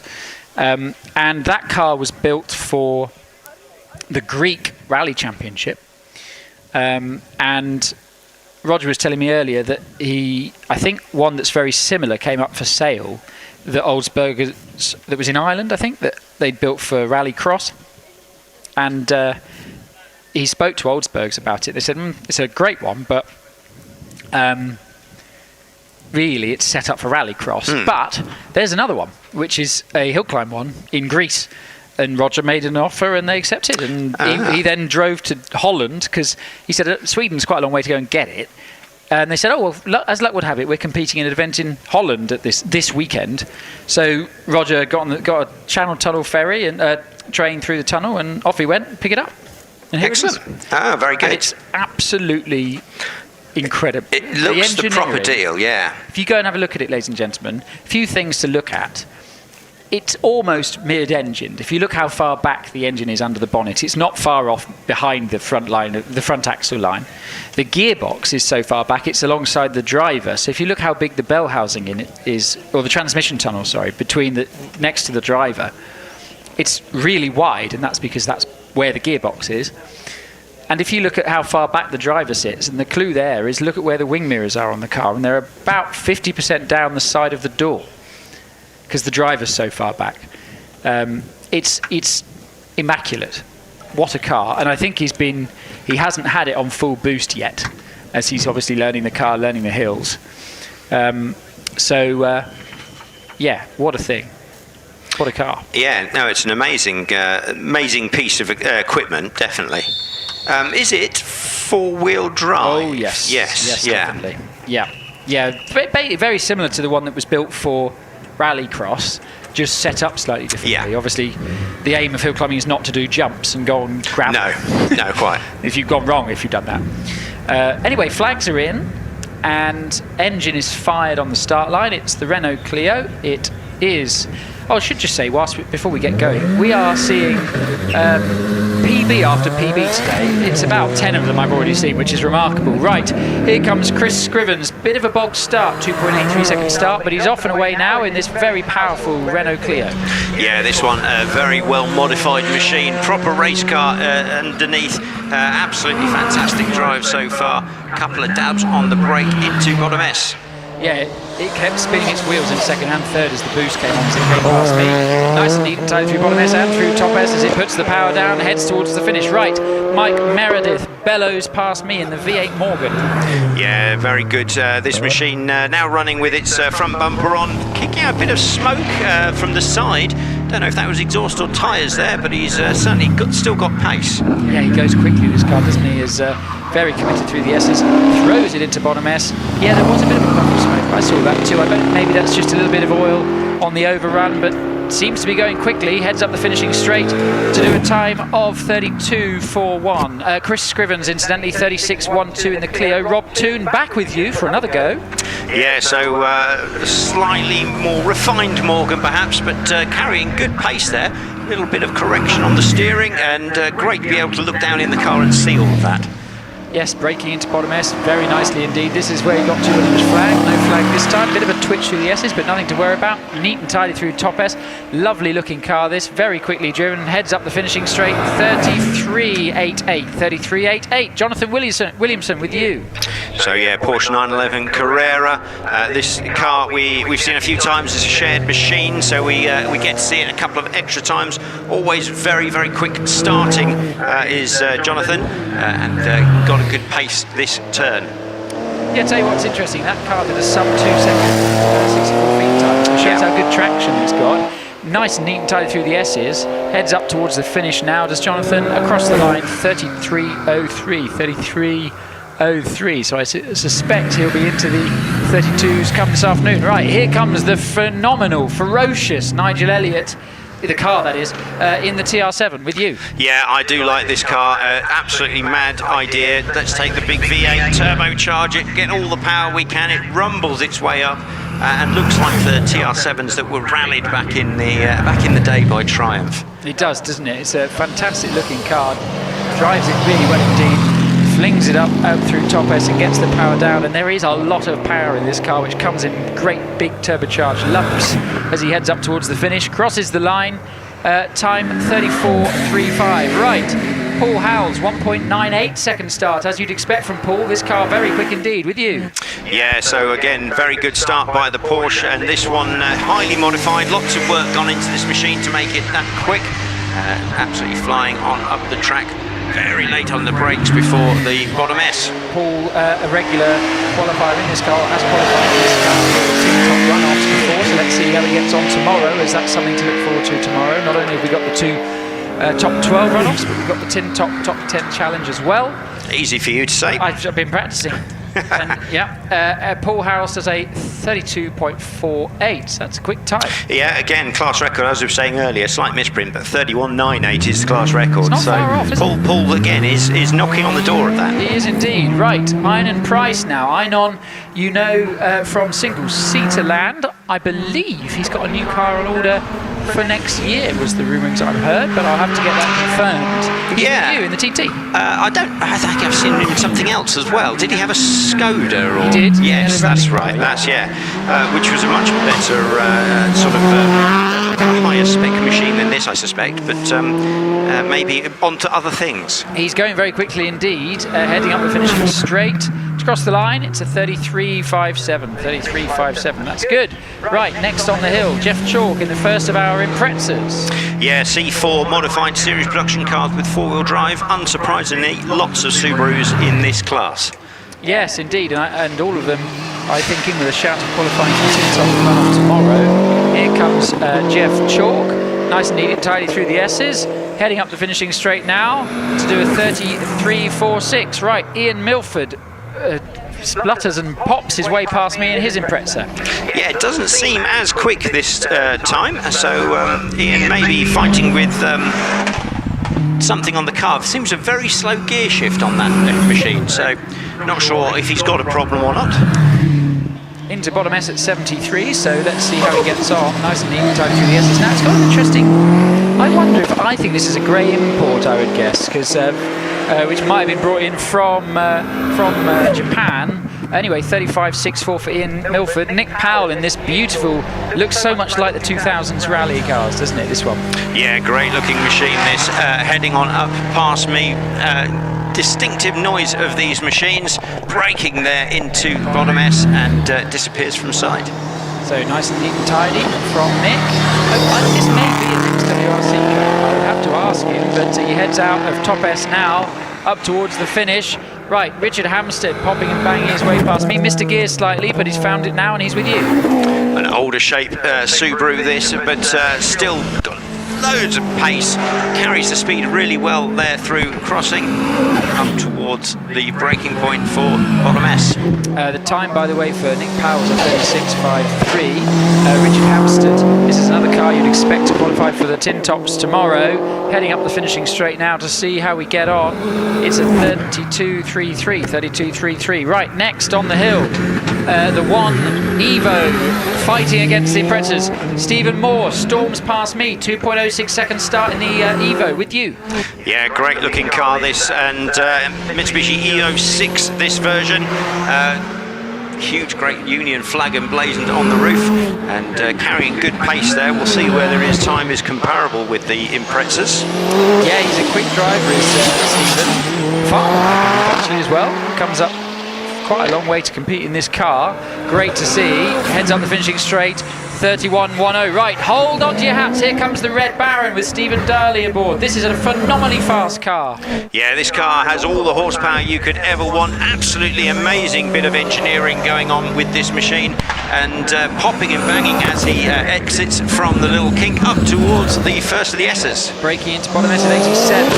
Great to see Stephen here. Had a few mechanical issues with this car this year, so last time he was here, which was in June, it was on 3-wheel drive. It's definitely on 4 today. Heads up the finishing straight, 30.25. That's a good time, 30.25. Yeah, very good run indeed. Now, it is only practice, as we said, but it gives good indication of what sort of thing is to come. So we'll definitely have some exciting things to look forward to tomorrow. I think so. I think, yes, I think Stephen will be one of the drivers really in with a shout in the tin top runoff tomorrow. I'm expecting him and Roger Moran to be very closely matched. Also, with these cars, you don't know what boost they're running in practice. That's the big, I'd say, asterisk against the turbocharged cars that you're seeing, is they're probably on boost level 2 of 5 or something. So I bet you there's a couple more, probably another 100 horsepower to come before they, when they're really playing for keeps tomorrow. Yes, and certainly some also might have a good set of tyres that they'll bolt on for Sunday. Yes, definitely. So yeah, you're right. There could easily be more to come. More power to come. Right. A Mr. Ponsford has just joined me in the commentary box. Would you like to do a swap, as it's change of batch? Yeah, definitely. Change of commentator at change of batch. I'm going to have a wander with a microphone around the paddock for a little bit and have a play with that. So next time we have a batch change, I'll probably speak to you from the paddock. So I'll speak to you later. Excellent. So yeah, Billy off to go and pester some of the drivers who have had their runs already. It'd be nice to have a chat with some of those and find out what they're thinking, how things are going for them.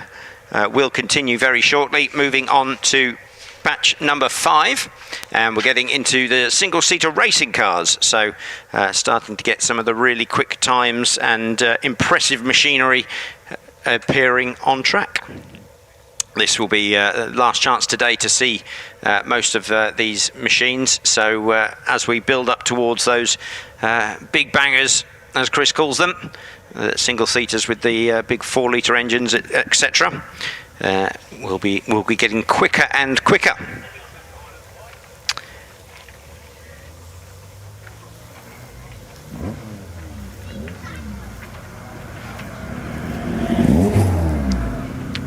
So as we have mentioned, the British Hill Climb Championship runners are only having practice today.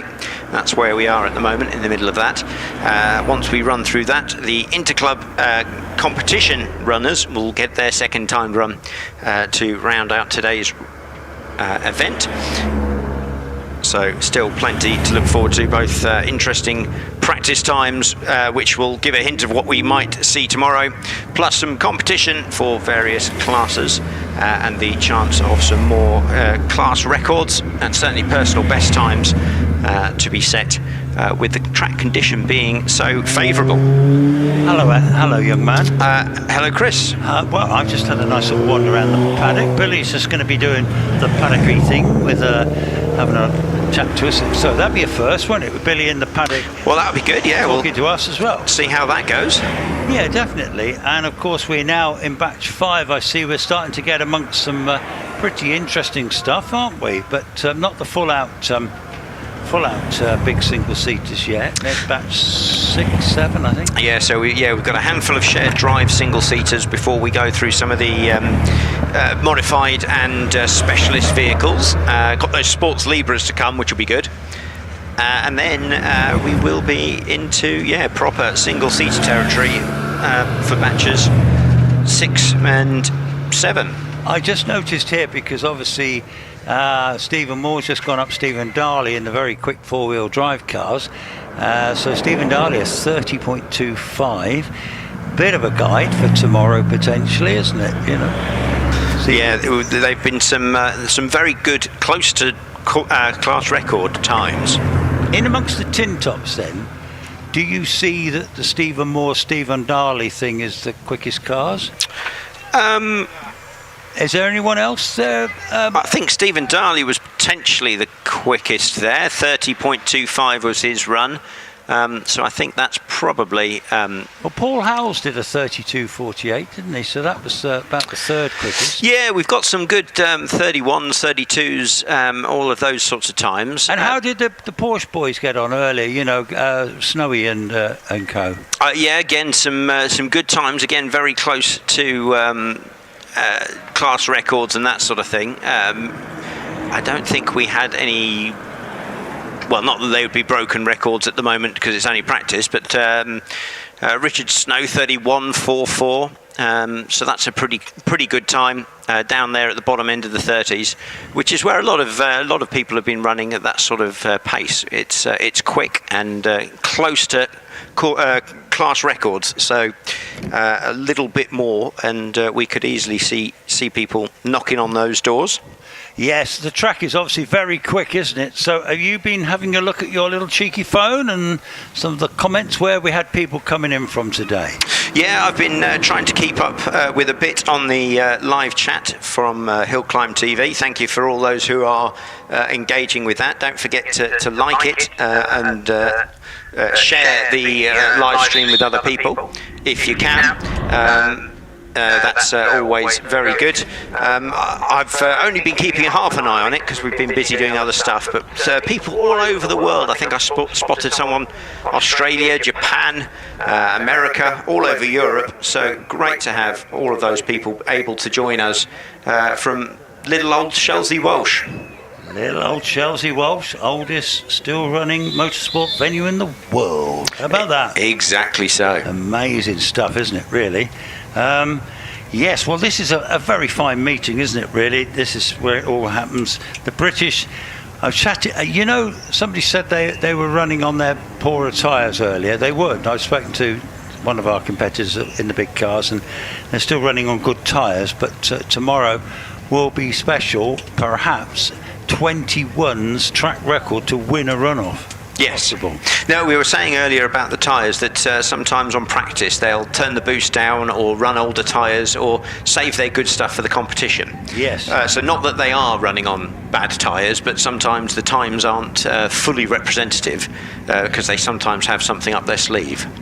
Yes, indeed. Actually, it's we have cars. We have a little Hermes.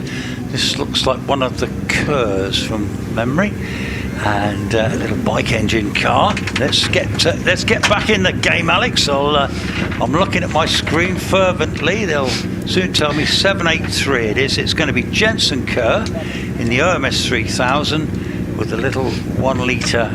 I think it's a Suzuki in this particular one, and Dad's car's got the Kawasaki, the BMW. But here he goes now. Jensen Kerr away from the line very rapidly indeed for a little 1 litre car. Yeah, very distinctive looking machine this. The nose, quite a wide nose with that little knacker duct on the front there. Interesting car.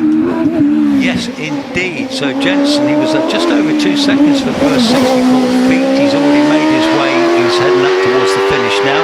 And then Richard Weaver will be following him in their new Empire. They're new to them this year. Gary Warren's driving their old one very effectively, but they've got the ex-Tom Morgan car. Tom Morgan's car. And they had it with blue before, but they painted it Weaver red. And already with you. Yeah, so Jason Kerr starts us off with a 29.39, so good pace, but still room to spare. Richard Weaver going very well up to the first of the S's. Yeah, he is. He's 107 miles an hour into the he's already heading up the last straight towards the finish, gone out of top S now. Interesting to see what Richard can do. He's going to finish with a time of 28.59, so that's good. But now we have, this is the Kerr car again. This is going to be Ben Hamer. Ben Hamer in the BMW motorcycle engine car, very rapidly off the line indeed. And they've got into the top 12 runoffs with this car this year.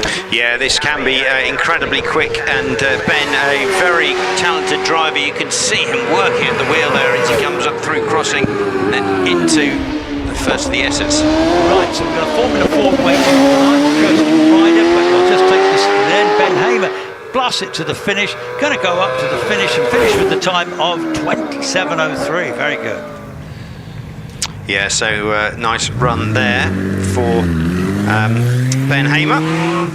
And I see that in the up to 1100s, Tom Weaver's leading the way on practice with that 26.54. So I think anything in the 26s is good, 25s is mind-blowing, isn't it? Yeah, so we jump now into Formula Ford's Class J1. A couple of shared drives to go through. Kirsten Ryder, the first off in the Van Diemen RF86. And we'll be followed by Nicola Dearden in the Van Diemen. So some of our lady drivers in this class here. And of course Kirsten is Matthew Ryder's good lady. And through to the finish in the 36.32. Yeah, then Carolyn Ryder, Nicola Dearden coming through in the Formula Ford Van Diemen also. Yes, and I'm just looking at some of those practice times there. I see Simon Andrews is leading the way in that practice with a 34.15. Bernie Kevill, his partner in crime, he's just left the line in the same car. Yeah, so Bernie Kevill coming on through that white and blue Van Diemen. Clips the inside of crossing there, carrying good speed indeed, up into bottom S. Yes, indeed. So we got our Formula Fords on the hill at the moment. Bernie Kevill going through the S's now. Liam Cooper gets ready to have a go in the Force TA that he shares with his wife Olivia. So Bernie heads towards the finish. He did a 36 earlier. Can he improve on that? Oh gosh, yeah, 35.04. So he goes into third place in practice. Very good. We'll then be moving into Class J2, racing cars between 1100 and 1600. Thank you for that. Excellent. Well, here comes Liam, and this rapid little Force too, actually. And I like the colour scheme on that, so it's pretty endearing, doesn't it? Yeah, nice, unusual colour. I'm not sure what you'd call that. Answers on a postcard for that one. Is it a mint green, a sea blue? I don't know. Yeah, but I like your mint green. I think that's pretty good. All right, fair enough. I'm sure I'll be told I'm wrong, but that's all right. It's probably one of these modern colours, which you get quite a lot of, don't you, on some of these, a lot of modern cars. As we run old cars, Alex, we never have a colour like this, would we? No, faded with with rust. With rust, yeah, that's my colour. Yeah, rusty colour. Paul Jones in the Force TA. Paul Jones sharing with Darren Gumbley this season, as it looks like either Alan or David Hamilton coming to the line. Yeah, so Liam Cooper's time 27.25. Good solid run in practice, don't forget. Jones following up in his Force TA. Now, of course, David Warburton is absolutely comfortably leading. In fact, Dad's second to his son David. So Paul Jones at 27.67. Alan Warburton just with you. Yeah, so Alan Warburton coming through. Good turn of pace there. Let's see what he's doing. 117 on entrance to S's. Yeah, we got an onboard camera actually with Alan. Here he comes around top S now, blasted towards the finish.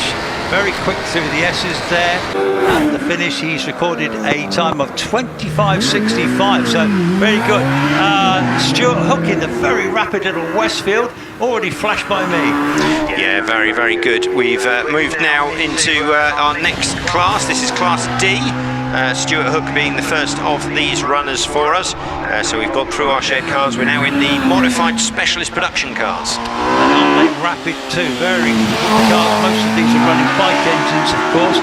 So they're extremely rapid. Stuart Hook heads towards the finish. Becky Manton, she's just left the line in her little Westfield. Yeah, so Becky Manton coming through next, 2 litre Westfield and through crossing. Nice line through there, trying to carry pace up the hill. Through the kink and then hard onto brakes into bottom S. Into bottom S, yeah, so that's always a crucial little sector there. Through. They can get through there quick, which he's got a lovely line through there at the moment. And then Rob Lloyd waits his turn with the MK Cup 200. This one's a turbocharged bike engine car, so it's got a lot of grunt. Yeah, Rob Lloyd, very, very quick driver, and this car keeps on getting quicker and quicker. It's got more turbo boost than he's scared to use, I think. So one day he'll turn it up and be an absolute rocket ship. Well, he actually has 400 horsepower. I think he's running about 300 at the moment, which generally is enough for one of these little cars, isn't it, really? Here goes Phil Goff from Maggle near Liverpool in the Hayabusa, Caterham Hayabusa.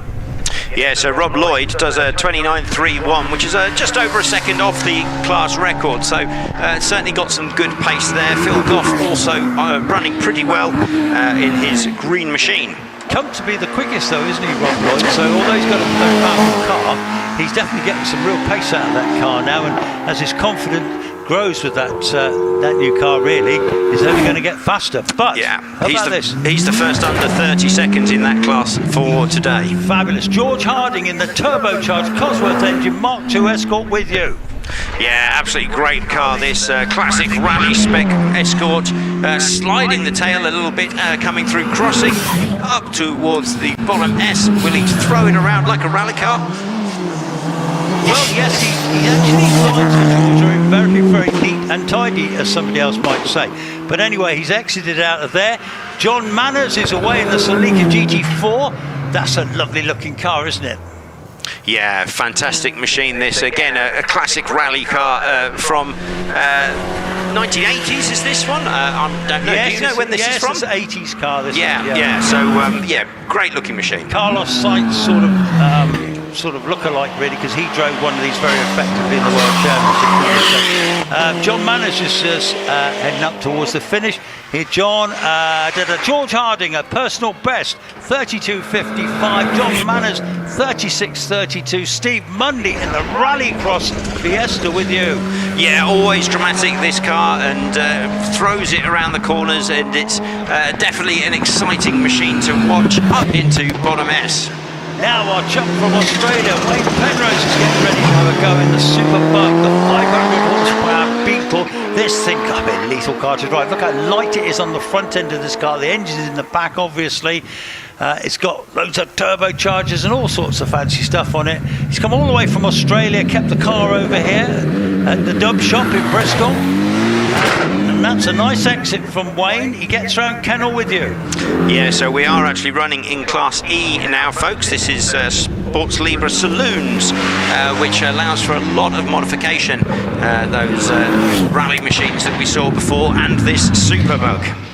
Yes, this Superbug. Now, he's been going very well. He's had one or two mishaps along the way since he came over with the car, but he's up the straight now. This is practice, but nevertheless, oh my word, goes a bit close to the grass. Over the finish. Now he's got to stop. That's always a bit hard to stop. 31.27 for Wayne. Yeah, good run indeed. We then seem to have a radical. I was expecting Roger Moran, but that's fine. Now listen, if he did a 31.27, he's going to be a serious tin top runner, isn't he? Yeah, I think those Sports Libra saloons have got a good chance of getting into that, haven't they? Yeah, I think so. So, yes, John McQuillan in the radical. I know he's already gone by you. Stephen King leads the line in another little radical, the Radical Pro Sport. Yeah, so we are in Class F now, which is the Sports Libra cars up to 2 litres. Lots of these are bike-engined machines, tiny little purpose-built chassis like these radicals, absolutely fantastic machines. Yes, David Beckley of Beckley Motorsport is waiting on the line now for his go. He's in the SR1, so I think that's about Gen 2 of the radicals, is it, Alex? Which one's that? The SR1? Yeah, that's a little bit after the originals were like the Pro Sports and the Club Sports and that sort of thing, and then we move into these SR1s, 2s and 3s. Right, okie dokies. And the little Van Diem. Oh yeah, so Roger Moran's waiting to have his go. Wayne Penrose is due to come out. Sorry, he's already been up, hasn't he? Roger Moran in that 800 horsepower Ford Fiesta. That's a weapon and a half, isn't it? Yeah, Billy was running us through some of the history behind this that Fiesta, and yeah, great machine that is. Yeah, it is an incredible thing, isn't it? So just looking at some times there, David Beckley just done a 31.56, but Sam Nicholson leading the way in that class in practice with that 29.64. Andrew Burt in the lovely little Mallet, the sports car Mallet. He's about half at the hill. As we wait for Roger Moran to blast off the line in this four-wheel drive, 800 horsepower. He's got it down to about 400 or 500. Oh my God, that is quick. Whoa, get in there, Roger, ex-Hill Climb champion, of course. And he's with you. Yeah, 2.07 off the line, so a reasonably good start there for the Fiesta. Big bang as it carries on up the hill into bottom S it goes. Yes, and we've got the camera on board now as well, so he gets round the S, he's very experienced driver, gets round the top S. Now we're going to put it to the finish. What sort of times he going to do at the finish? He's going to be looking at big 30 seconds, I think. He's just done a 29.67. That's getting good, isn't it? Yeah, that is very good. The class record for Class E is 29.09, so Roger creeping up on that, as we also have Mike Luck in his fantastic Dart. Yes, this is a home-built car, folks. Series engine. Sam Nicholson, our fastest in practice so far, is with you in the Mallock. Yeah, so the Mallock, it is a venerable machine, but it's still got such good pace. And right up close to the Armco then, I'm amazed he didn't hit that. It seemed like he was scrapey along the side. Yes, well, he's jolly good driver. The car's a beautiful machine too. Already looking, he's heading up towards the finish now. Sam, he's looking to go under 29.64. This is practice. We've got onboard camera with Matthew Price. 29.37 there. So Matthew Price, this young driver from Hellzone, I'll talk you through because he's got on board. Here he comes now with you, coming through the crossing here. He's not really lifting. His lines are brilliant through here. This is certainly not ragged. Now he's very quick into the S's there. Brakes hard. Coming through the S's now. Turns it right. Now it's a straight run to the finish. This is going to be another excellent run by Matthew. What can he do? He did a 30-second run earlier. This time he smashed it with a 28.46 in practice. Yes, which I kind of expected from him there. Here comes Alan McDonald in his brand new Force. Well, it's brand new to him. It's not a new car. It's been in the Southwest. Lovely thing, isn't it? Yeah, fantastic this. So apparently it's a Force LM, which is a slight change to the programme. Speculation earlier on the chat that this might be Mike Lee's car, which you'd know more about, Chris. You know what? Yes, it's come from the Southwest. It was a couple of weeks ago. Yes, it is Mike Lee's car, I believe. Bought it now, and it's very similar to his much later generation to his other model, really. But he's going to take the engine out of this one and put the engine out of his car, put it into this. Right, okay, so more to come from that. As we move on to Class G, Nigel Hinton in the NGTD V8 Roadster, Sports Libra cars over 2 litres. Now, Alan has just gone up in the 29.61. He said that he was quicker than his old car. Virtually quicker in his first practice run, so that's good. Now it's all quick and fast. Nigel Hinton is gone by in the NGTD as Graham Lokes in the Lola Porsche with you. Yeah, fantastic car, this one, the Porsche powered Lola. powering its way on up now. Usually Nigel Hinton in the NG isn't quite as quick as Graham. Nigel did a 35.88. Keep an eye, see what Graham in the Porsche does. Well, Graham has got a very, very quick sports car, hasn't he, really? So that will be a lot quicker. Scott Gibbons in the little 600cc Jedi, come all the way from Canterbury in Kent. Fair play, nice to see that car out. Yeah, so Graham Lokes does a 32.15 as we get Class H. Scott Gibbons, he's the only runner in Class H, which is racing cars under the 600cc mark, and Jedi filling that gap perfectly. It is now, we're red flag because it's end of batch. So that was a pretty good little batch, wasn't it? Yeah, that was a nice selection of vehicles. So how are you doing up there, Alex? I know you're on your own up there today. You're doing the whole shift up there effectively. So I hope that you're all right. Got something to drink and all that. Yeah, very comfortable up here. Yeah. Slight breeze coming through the window and the open door, so that keeps it from getting too hot in the commentary box. They're a bit like greenhouses, aren't they? They heat up. We've got a good crowd as well here today, so thank you for everyone who has come along to join in with us, especially those who are making their way up the hill. Good effort in the heat, climbing up. It is very steep. I don't know, would you say that Shelsley is the steepest hill we have in this country? It's certainly got to be one of them, hasn't it? Yes, I think it's probably the steepest to walk up, to be absolutely fair. Yeah. Some of them are a little bit more gentle, actually. Maybe longer even sometimes, but a bit more gentle. But we are hill climbs, so they are proper hill jobs, aren't they? And it's quite challenging, I think, in days like this, because there's not a lot of wind today, is there? So it's there's no real breeze. So I guess your commentary box is quite warm up there. Yeah, it is a bit. If somebody wanted to, come and regularly bring me ice creams or something, that would be all right, wouldn't it? Well, I think that would be a lovely move, actually. I imagine you'd be very happy if somebody did do that. Yeah, that would be great. Well, we'll get onto that for next meeting, maybe. For next meeting. An ice cream. You're quite runner. away from the ice cream man, aren't you? I can see him, but he's way down on the bottom of the hill. So do go and enjoy some ice cream, folks. There is plenty of other places to get food and drink as well, dotted around the hill. And don't forget, you can go down into the courtyard where the bar is.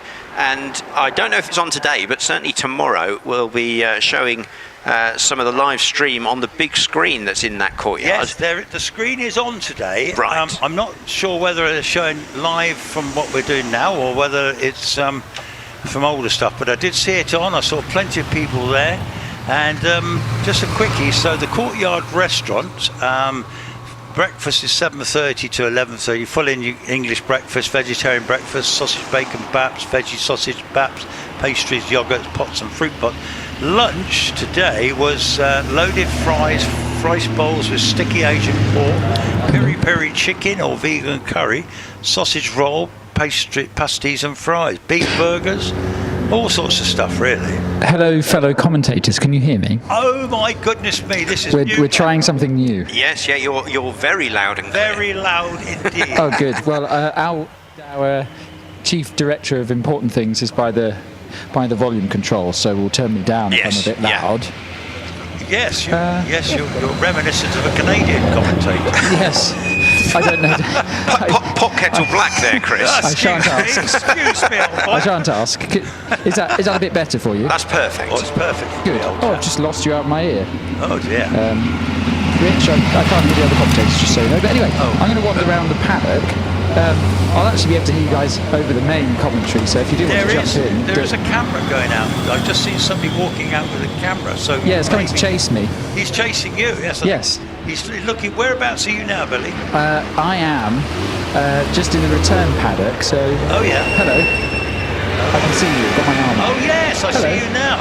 Yeah. This is the famous Billy Grace. He's got a white cap on today, not top there, and he will be going around bothering people, won't you, Billy? I'll try, yes. I might not put a... that wasn't me. Put a microphone under the mouth of someone about to get in a racing car in the return paddock, but what I can see here, we've got Formula Fords, 1600s and 1100s, all switching drivers for second runs. We've also got some 2-litre dual-driven cars in the main part of the paddock. They will, I presume, go first as it's the second driver in the nose. So we've got the Terry and Trisha Davis Force TA with Trisha installed aboard. And next to that, the Richard Walker, Gavin McLaren, the beautiful Pilbeam with the 2.5 litre V6 in the back, which is the KV6, I think. 2 litre, not 2.5, 2 litre, sorry, which sounds fantastic. I love the sound of this car.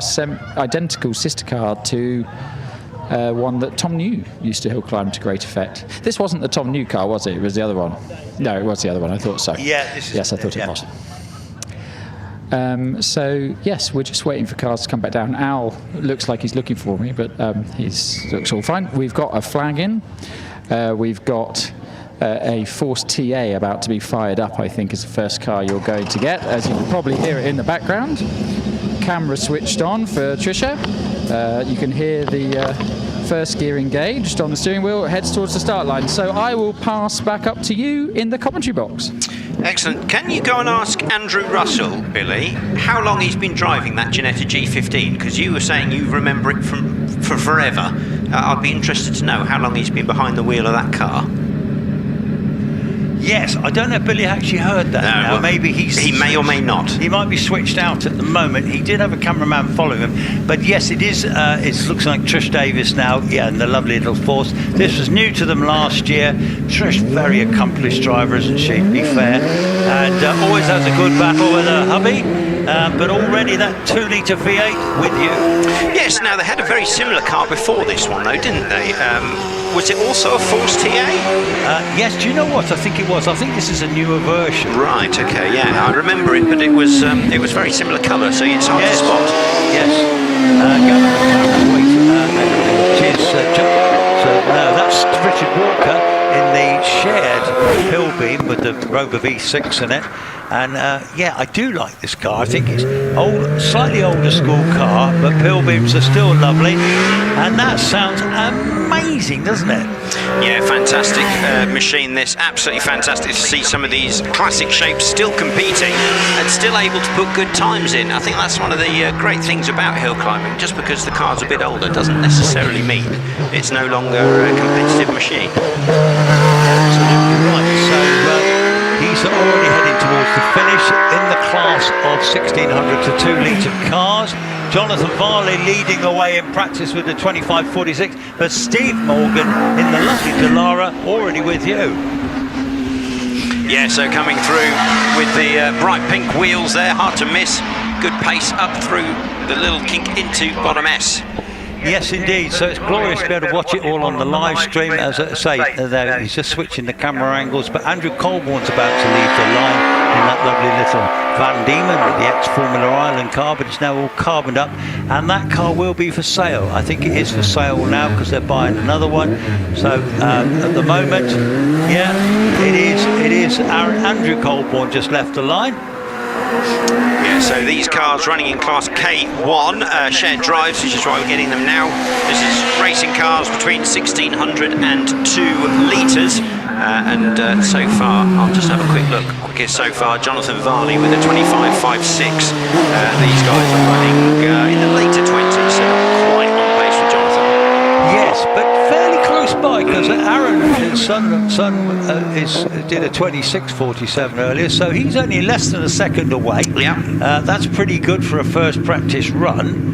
And we have, looking at that there, trying to work out who's that on the line now. That is the Greenlands. Of course, they bought the Empire Wraith, haven't they? They've got Dean Ty's old Empire. Yes, yeah. Billy was informing me. I hadn't realised that it had been repaired and sold in such a short time. So yes, it was actually repaired 2 weeks after, which is incredible. Yeah, looking visibly much quicker than his earlier runs. So that's already starting to get a handle on this new car for them. Well, the Greeners are never going to be slow, are they? Because that car is straight up the middle of the track. Go for it. Through to the finish now. What sort of time it in? 27.48 there for Adam Greener. I found out why it stopped this morning, by the way. Ah, yes. Flat battery. Oh dear. Is that So all it was? all the technical expertise in the world, you do still need electricity in your battery. So you're still online, as it were, Billy, are you? Yeah, Brilliant, I can hear you. brilliant. Excellent. John so Chalmers just left the line. James Chalmers. Oh, great. You can hear all this verbal rubbish by me. So James Chalmers, as you say, with Alex. Yeah, already past me, powering his way up into bottom S. Yes, so that is next is Richard Summers in the Firehawk. And this little Firehawk's been a brilliant little car. Alex got this into the runoffs at Prescott earlier in the year, came about 6. Yeah, absolutely fantastic effort that was, and still running well now, but with Richard behind the wheel into bottom S. Yes, so yeah, this Firehawk is DJ Race Cars, obviously. They built the Firestorm as well that Alex raced so successfully. But this little car with a little 1 litre engine, absolute rocket. Morgan Hamer, he's away now in the little OMS. Yeah, so Morgan Hamer, this is Class I runners, running again very close to the barrier through crossing, using all the track you can into bottom S. Excellent stuff. Now this is one of the young drivers, one of the sons of the Hamers, and him and his brother. The two, Wilker and Hamer, are actually brothers. It all gets a bit confusing, but they're using different names. Now this looks like young Tom Weaver, who did lead the way in this 1100 class earlier in practice, and he looks very quick with you, Alex. Yeah, very good speed there through Kennel, up through crossing, absolutely flying, sparks flying underneath my commentary box as he goes up into bottom S. Yeah, what a young driver he is. The car looks absolutely amazing. Beautifully driven car too, actually, because sometimes they're a bit raggedy, but never top. Look at this. Through the finish, oh my word, 25.74. That's a second quicker, nearly, than he did earlier. Yeah, that is a fantastic run there for Tom. Michael White, so he was the one that was smoking earlier with you. Yeah, I don't know what that was. Maybe that's another one for Billy, our roving reporter, to try and find out. But it seems to be going very well this time. Yes, now I see Billy's roving cameraman walking around in the paddock here, so Billy might well be prowling around chatting to people. Are you, Billy? Prowling, very good. Prowling, yeah, yes, prowling. Now Gary Warren's come all the way from Aberdeen in Scotland. 27.72 for Michael White. Well done to him. Gary Warren, though, rapid. Yeah, so another Empire Evo 2 heading on up through. Again, tail looks a little bit skittish coming through crossing. That's going to be another dramatic replay if Hill Climb TV can manage it. But yeah, it looks like a quick run. He's right on the pace of young Gary. He's already won the Scottish Hill Climb Championship. So here he goes through the finish with a 26.36, which is second quickest in our second practice. Yeah, that's a very good run so far. Now this is Richard Matozzi in this very, very lovely little Raptor with the BMW engine. How's he looking? Yeah, it's exceptionally together. It seems to be well in control, that car. Yes, now the car has done hugely quick times in the past, and in fact, Robert Kenrick did rebuild the engine for him as well. But Richard, another gentleman, comes all the way from Scotland, has just done a 27.40, and we get to see Will Hamer, ever rapid, Will Hamer in the OMS. Yeah, running very wide through Kennel, almost up to the barrier, then straight through past me at crossing up towards bottom S.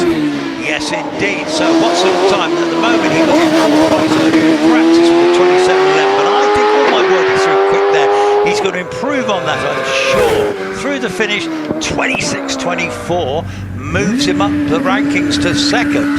Yeah, very competitive class. This is still Class I, and yeah, they're doing very good times indeed.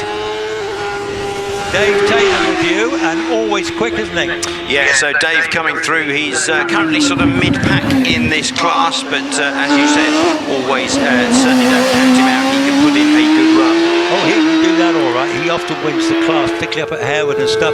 So Dathan, what's he going to do now? He's just moved up to 4th in the class with a 26.76, and Stuart Bickley in the blooming lovely little fluorescent force. Yeah, so Stuart Bickley, another very exciting driver to watch, always pushing 100%. And this car, which had a bit of trouble over the last couple of years, but seems to be running all right today. So, the engine's not as quick as it used to be fair, because Stuart's a very rapid driver indeed. First of the Formula Ford, Simon Andrews, who was leading the way in the Formula Fords. 26.79 for Stuart Bickley, moves him to 5th. Yeah, very good. So that was Class I for the 600 to 1100s. We're now in J1 Formula Fords pre-1994, and we start that off with Simon Andrews in that Van Diemen. Yes, indeed. So Simon Andrews was the quickest in that class earlier. Very experienced single-seater driver as well, sharing the car with Bernie Kevill. He'll be followed by Sam Wilson. Now Sam is very much an up-and-coming young driver. He broke the class record at Wiscombe 2 weeks ago. Amazing achievement. Beat Sarah Bosworth's time. Yeah, he seems to be carrying good pace through there. Not quite as quick, I think, as Bernie Kevill was just a moment ago, but we'll see what the times say as he gets to the end of his run. I think he's also got the record there. Oh, really? Oh, that's Very good. Yeah, that's fabulous. So it's actually really handy having you down there, Billy, with all your knowledge and eyes on, of course. It's also a bit worrying that he's listening to us. Yes, that's true. That is true. So Sam has just gone second in practice with a 34.30 there. Well done to him. Well, that shows what I know. I said he was looking a bit slower, but he was obviously running very well.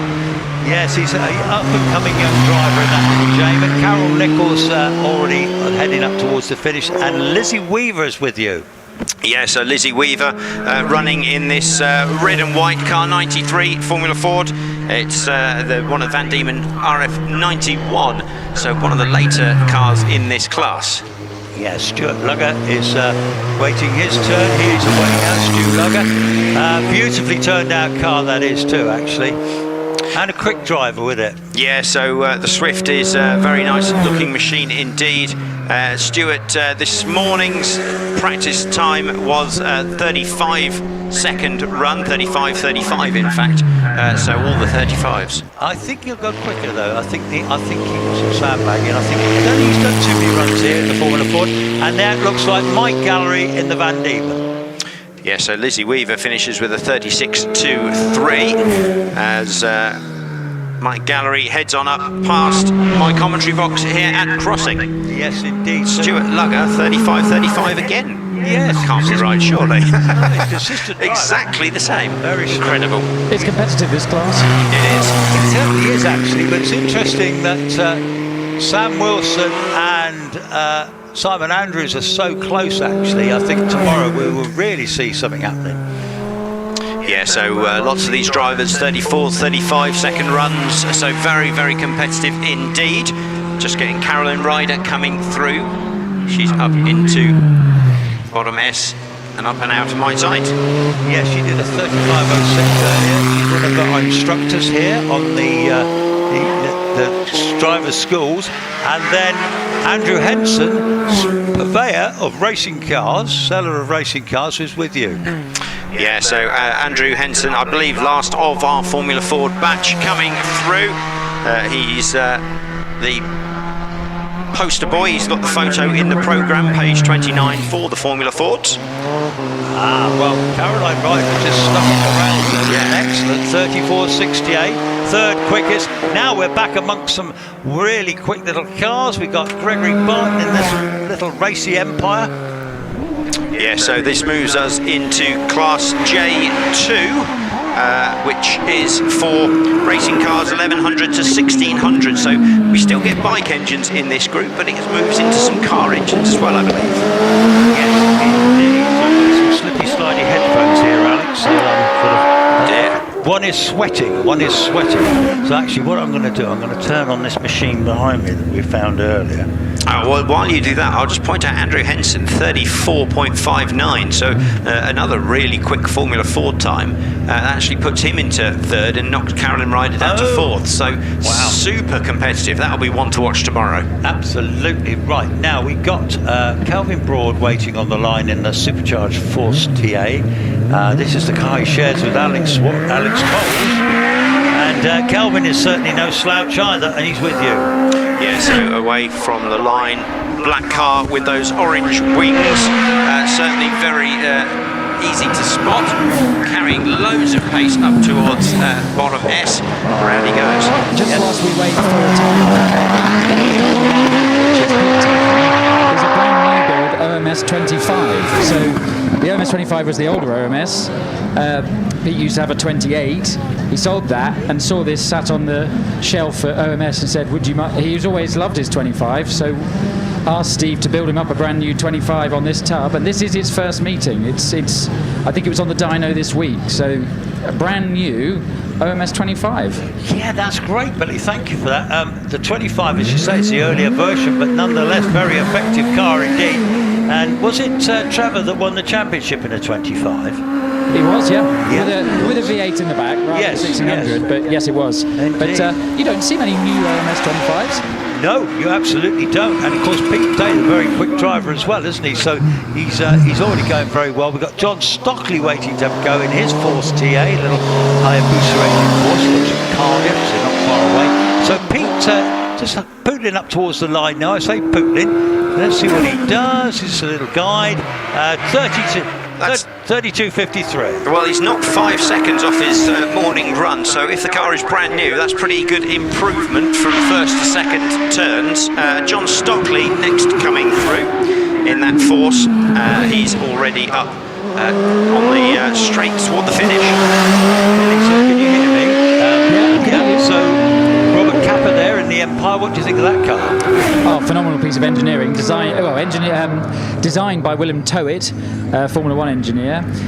Robert drives it very well indeed. And I wouldn't be surprised to see this car into the 26s later today and tomorrow.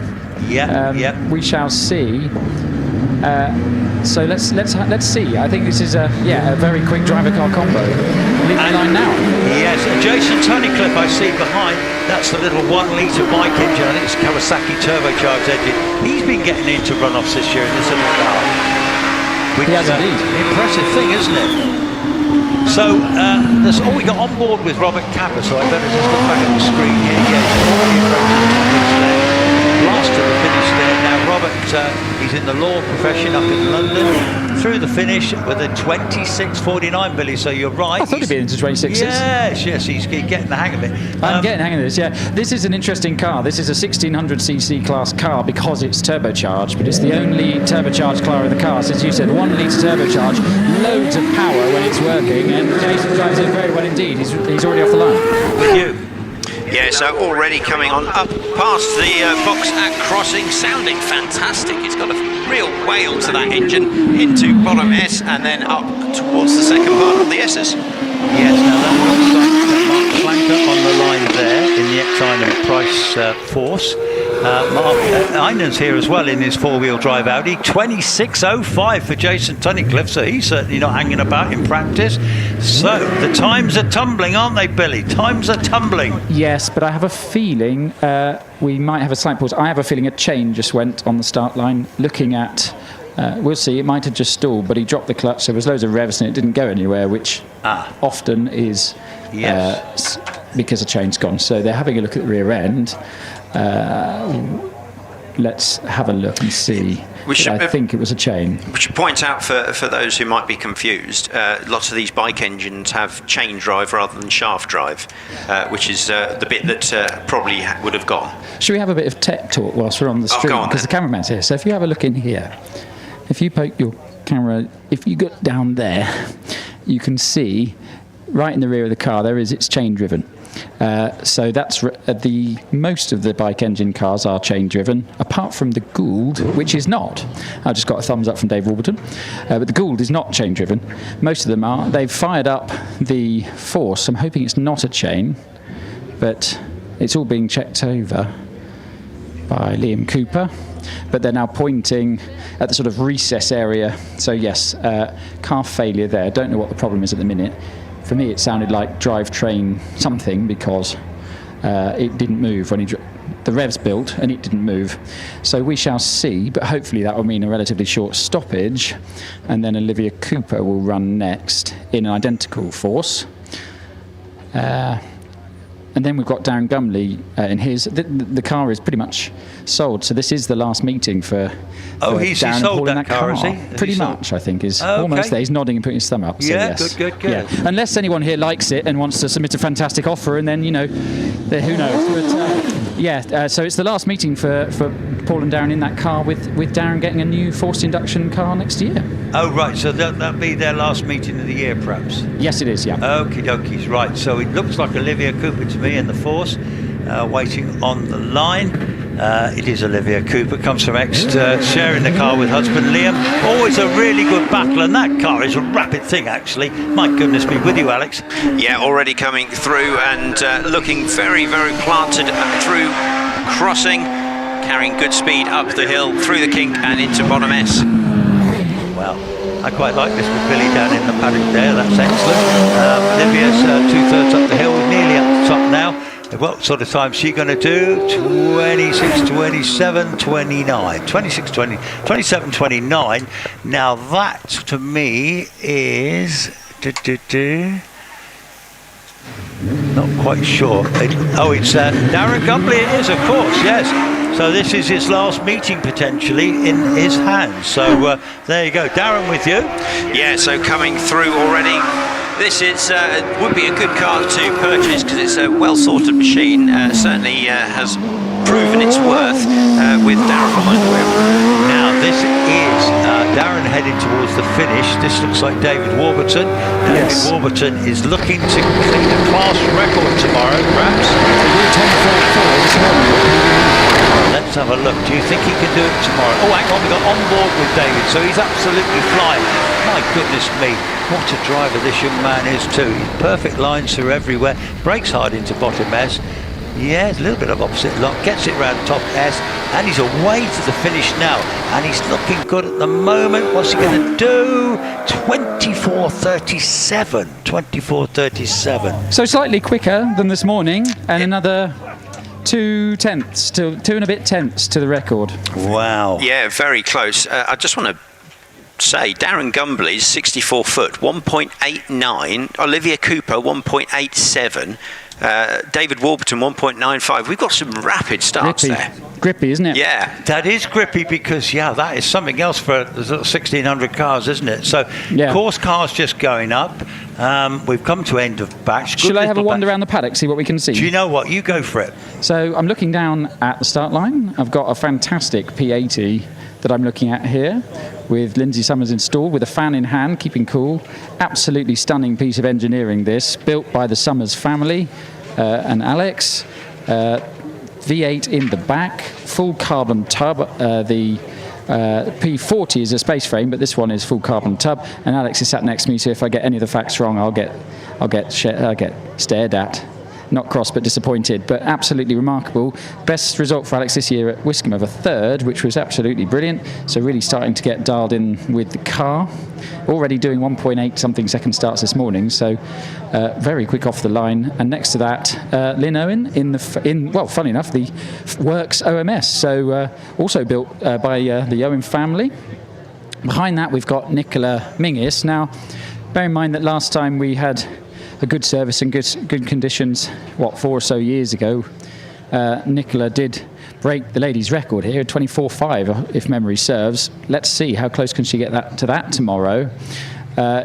In addition to that, we've got the stranded force is just being wheeled back from the start line. I got the clerk of the course said that he thought it was a drive shaft rather than a chain. But hopefully that is very fixable. I'll try if I can find the Smoky Empire from this morning. Can you remember which car that was, Chris? It was it Thomas? Green. What was his name? Was it Green? Green, yeah. I think hang on, let's just look back. But Michael White. It's Michael White, okay. I think it's Michael White. I'll find it when it's come back down. I think the car was green. Yes. I think it's number 85. Yeah, not the driver, the car. The car. 85. Yes. So I'll find that when he comes back down the hill. What else have we got? We've got David Gould installed in the 84G in the car that he built. And the first Gould, which I love, that due to the way that the numbers work in the paddock, is parked right next to the newest Gould, which I think is really cool. Oh, that's cool. Yeah. What else have we got? We've got. Well, I love the Dallara that's about to come, the 2-litre Dallara with the V8 in the back, the TKD engine. Love that car. Sounds absolutely brilliant. Looks fantastic as well. So this is going to be an exciting batch, as we've got 2 more batches to go of the sort of the fastest cars.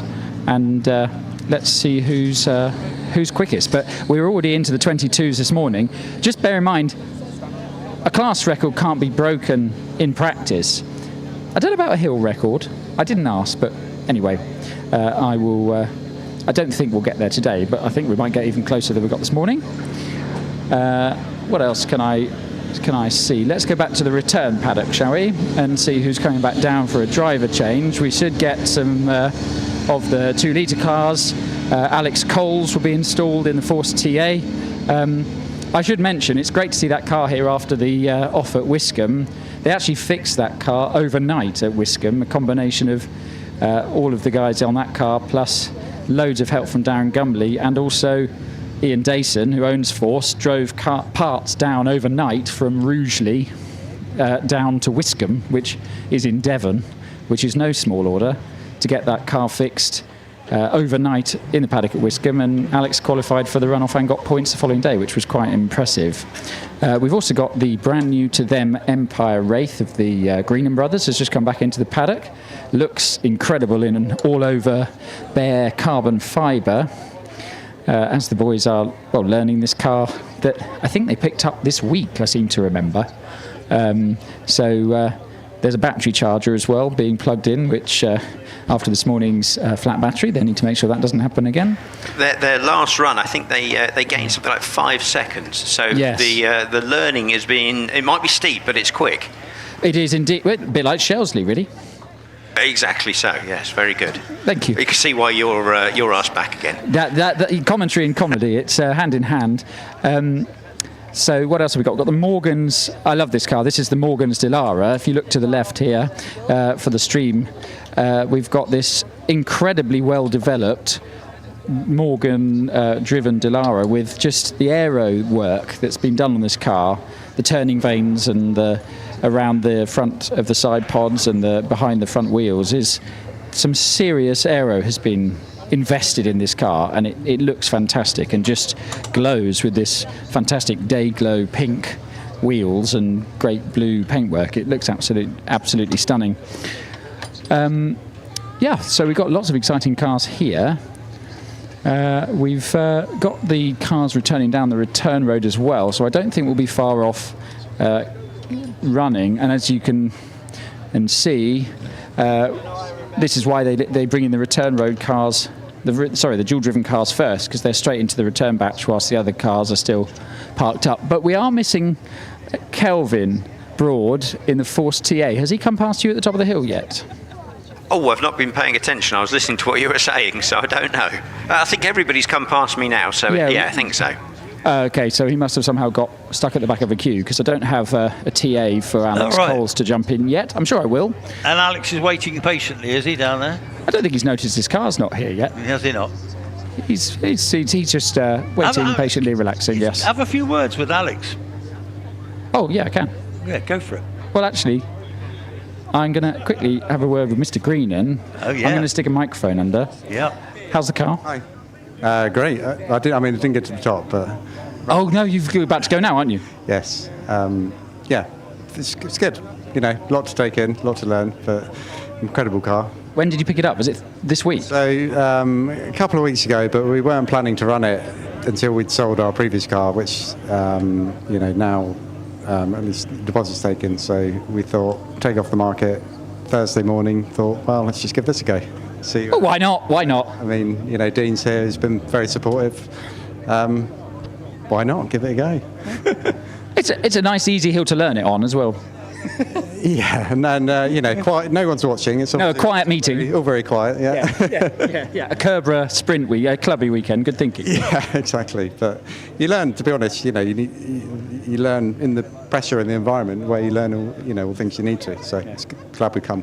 Oh, well, go well. There you go. Cheers, mate. Thank you. Who else can I quickly microphone that isn't? I'm just going to... Alex, where's your car? Hopefully coming back down. Because it's not here. No, not at the moment, but it should be soon. I think it's just up there. Oh, that's fine. A bit of traffic, that's all. How was it on first run? It still needs a bit of work after last weekend's excursion, but we're getting there. Great, amazing job by the team to get it fixed overnight, though. Yeah, definitely. You know, everyone chipped in to help, and it's really nice when everyone comes together and gets us back out. Well, go well, go well. Thank you very much. Who else can I find? Actually, I think I can probably head back to you in a second because I've got a car on the line and it's a green light. So, Chris, to you. It is, yeah, thank you. It is Lynn Owen in the OMS. So, lovely little interviews, Billy. Great stuff around the paddock. With you, Alex. Yeah, so we've got some shared Class L cars to run through, and Lynn being the first one on here with the OMS 28 already going into bottom S. Yes, so it's really good. I think Lindsay Summers going to have a go in the family AFS P8T. She leads the line, and my goodness me, that's a quick little car, isn't it? My word. Yeah, this car has so much potential, and I think we'll see some fantastic times from the Summers family in this machine. Absolutely rapid up the hill so far for Lindsay. Yes, so it's all starting to hot up. We've got our ladies champion, ladies hill record holder, Nicola Mingers, getting her go in the Gould GR55. Nicola's a tremendously quick driver. She's obviously the wife of Wallace. And what can she do? Her record in the 24s, that was quite something, wasn't it, really? We've just got a time there for Lindsay Summers, a 27.78. Lynn Owen was up there in a 29.20. This car on the line, it's the ex-Martin Groves car. It won the championship 3 times. It's shared with David Uren, and runs big... Cosworth V8 in the back of it, and it's a rapid bit of kit with you. Yeah, very, very fast indeed, and good quick driver behind the wheel with Nicola, and yeah, going very well indeed. As you say, 24 seconds.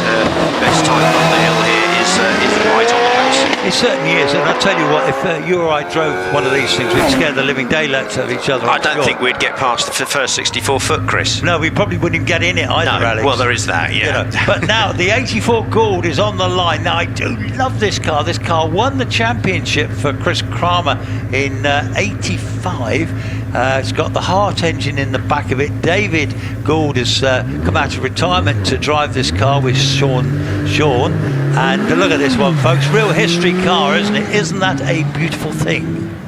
Yeah, it is absolutely fantastic, and I've really enjoyed seeing the different ages of single-seaters we've got with us today. Shows the different theories in engineering and aerodynamics over the last sort of 40 years or so, or even more, I suppose, if we take in things like the Lotus 69 that we've got. A whole variety of single-seater cars. Yes, we're right into the single-seaters now. We're in batch 7, so we've got our really quick ones are coming in batch 8. But some of these are shared drives, and good to see, and all very rapid indeed. Will Hames, for example, in this batch, Alex Cole's serious runoff contenders. So Terry Davis is with you. Yeah, so far, just run through some times. Lindsay Summers did that 27-second run. Nicola Mingers did a 26.54. David Gould just did a 33.6. Terry Davis looking like he's running pretty good speed so far. Yes, he is. Well, already he's on the finishing straight, and we've got the lovely Pilbeam MP88 with Gavin McLaren driving it this time. Terry's just gone up in a 28.05. Now, this Pilbeam is slightly older technology, but as was said, Tom New drove one of these to the 2-litre class wins a few years ago, so very effective motor car. Yeah, brilliant cars these. We are in Class K1 now, racing cars between 1600 and 2 litres, naturally aspirated. So these guys getting their final practice run of the weekend. So Tom Morgan waits his chance on the line. Look at that, he's got the fluorescent pink helmet, got the fluorescent pink wheels, he's got the blue colour scheme on the car, black. That looks stunning, and very good young driver indeed. Yeah, very, very quick indeed, and already absolutely carrying great pace there through crossing, and very good change of direction through the kink. It looks like it could be a rapid run, this. Yes, it certainly does. Actually, they get more and more confident in the car as well, and sharing this with his father Steve. Here he comes now through the finish with a 26.64. Yeah, very good. That puts him currently 3rd in Class K1. Aaron Colborne in the Van Diemen. This car is for sale, folks. Oh, and a little bit of a skid there through Kennel, kicks off a bit of dust. He's absolutely flying, really putting on the coals, going as fast as this car can manage. Yes, well, he's given it a bit of go. Like you say, he's throwing it around a bit with a bit of abandon there. I love that. So Nigel Pitt waits his chance with the lovely Delara 2. 26.22 for Aaron. That's pretty good stuff. That takes him 2nd in the up to 2 litre class. Yeah, fantastic. Another very, very tightly competed class, this one. We'll hopefully see some even quicker runs as the weekend develops. We'll see if people can get down towards those 24-second times. So Nigel Pitt went up in a 28.27 earlier. He's already heading towards the finish. We've got Michael Tregonning from Cornwall in the Pilbeam waiting his chance. 27.23. That's a good improvement for Nigel. Well done to him. Michael Tregonning with you. Yeah, the Pilbeam MP88 coming on up now. Looks like a slightly cautious line there through crossing, but carrying on no issues whatsoever into the bottom of the S's. He's looking good, but he's so hang on, we got him coming up twice. Andy Bugard is just he just stalls it off the line, but he hasn't crossed the rear wheels there, so he'll restart and have a go. So Andy Bugard has come all the way from the Channel Islands. Michael Tregonning has just gone up with a 31.79. So yeah, we've got Andy Bugard here. This lovely little Force with a 1600 booster in the back of it. It did stall, but he's got it going again using launch control. It's better this time. Yes, it certainly is better this time, and already with you, Alex. Yeah, so after that slightly missed start, he's got great pace on.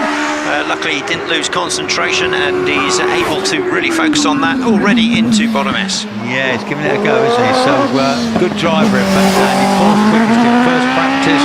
He's already heading towards the finish. What sort of time can he do? So his battery level low, exchange battery. That must be for Rich. 26.56 for Andy Bugard. The next car, Jonathan Varley, current class record holder of the 2 litre class. So let's see how Jonathan gets on.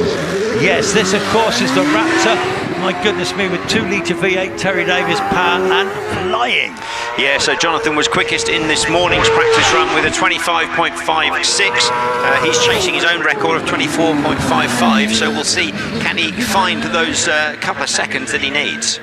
Well, we're going to find out very shortly. So he did 25.56 earlier. He's coming up the finish straight now through the finish. 25.03. 25.03. That is an improvement of nearly half a second. Waiting on the line is... It's a Greenan. Is that a Greenan car again, is it? Yes, it is. Because I remember... Yes, I remember when Dean Ty had the car and it had all the Aussie stuff on there, wasn't it? But now it's all sinister black, isn't it? It had the Star Wars, if you remember, Chris. Star Wars, that's right. There's still a little bit of that sticking to the rear wing, but otherwise, yeah, as you say, all plain black for the moment. It is a plain black car, and it's menacing in that all black carbon fibre. Looks like Andy Short might have just stalled it on the line. But anyway, Andy Greenan heads to the finish at 27.19 as Andrew Short in the OMS with you. Yeah, so going very slowly, it seems. Didn't sound 100% this morning, this car. Not sure.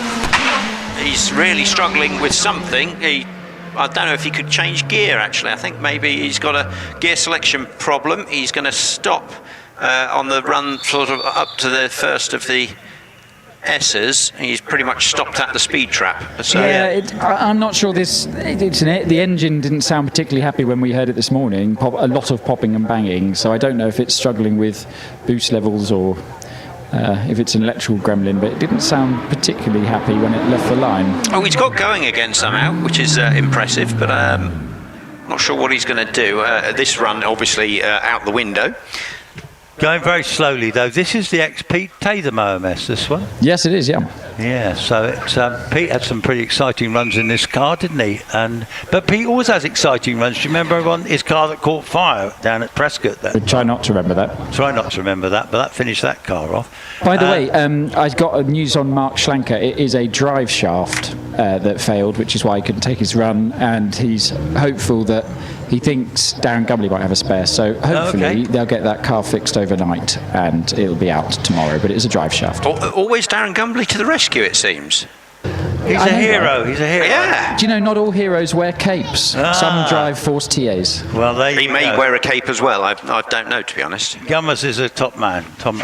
But yes, so interestingly, when Matthew Ryder broke a shaft at Wiscombe a couple of weeks ago, that shaft was hollow. Now I don't know if they're hollow on these smaller cars, but they're highly machined hollow drive shafts, which is quite a feat of engineering, really. See, that's quite silenced. Yeah, that's it. I don't know what to say to that. I've never shut both of you up at I'm once, not sure if the Chalmers car's got a little problem. I hope not. We've still got red flag, but there's just some looking at the... So hopefully it's not an issue. It's just waiting for the green light before they turn it back on again. Where's the 25? Did it make it to the top? No, it's sort of in the middle somewhere. Oh, okay. Yeah, we've still got the red flag, so... I can see it on the screen. It's being pushed by marshals to bottom S, which they might just leave it there, or they might send it back down. I don't know. We'll see in a minute. Yes, there's a jolly group of 4 marshals on the back of there then, and they're just showing some children playing down here, it looks like in the courtyard, I suspect. So everyone's a lovely family day here at Shelsley, isn't it, Billy? And you've still got your man on the camera there, haven't you, somewhere? Yes, I think having the roving reporter really works well, doesn't it? I like it. Hopefully the folks on Hill Climb TV on YouTube are enjoying that, and those down here in the courtyard at Shelsley who are watching on the big screen, hopefully they're enjoying the added benefit of that roving reporter. Now, I'm a bit worried about the Chalmers car. Jamie's there with Dad in the car, and he's sort of scratching his head. I think it's okay. I think they're just waiting for a green light before, getting a nod from Jamie. They're just waiting. They don't want it to get too hot, so they won't turn it on until they've got a green light, until flags are in. I might see if...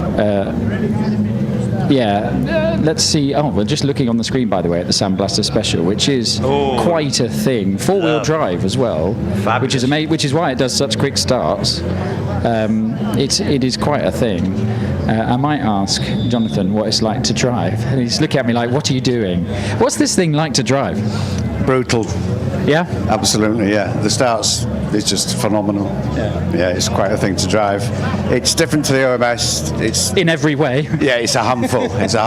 But it's just great. It's very compliant, but you've just got to watch it because it's heavy and it moves around quite a lot under braking. So. And tell us a bit about the history of this car, very quickly.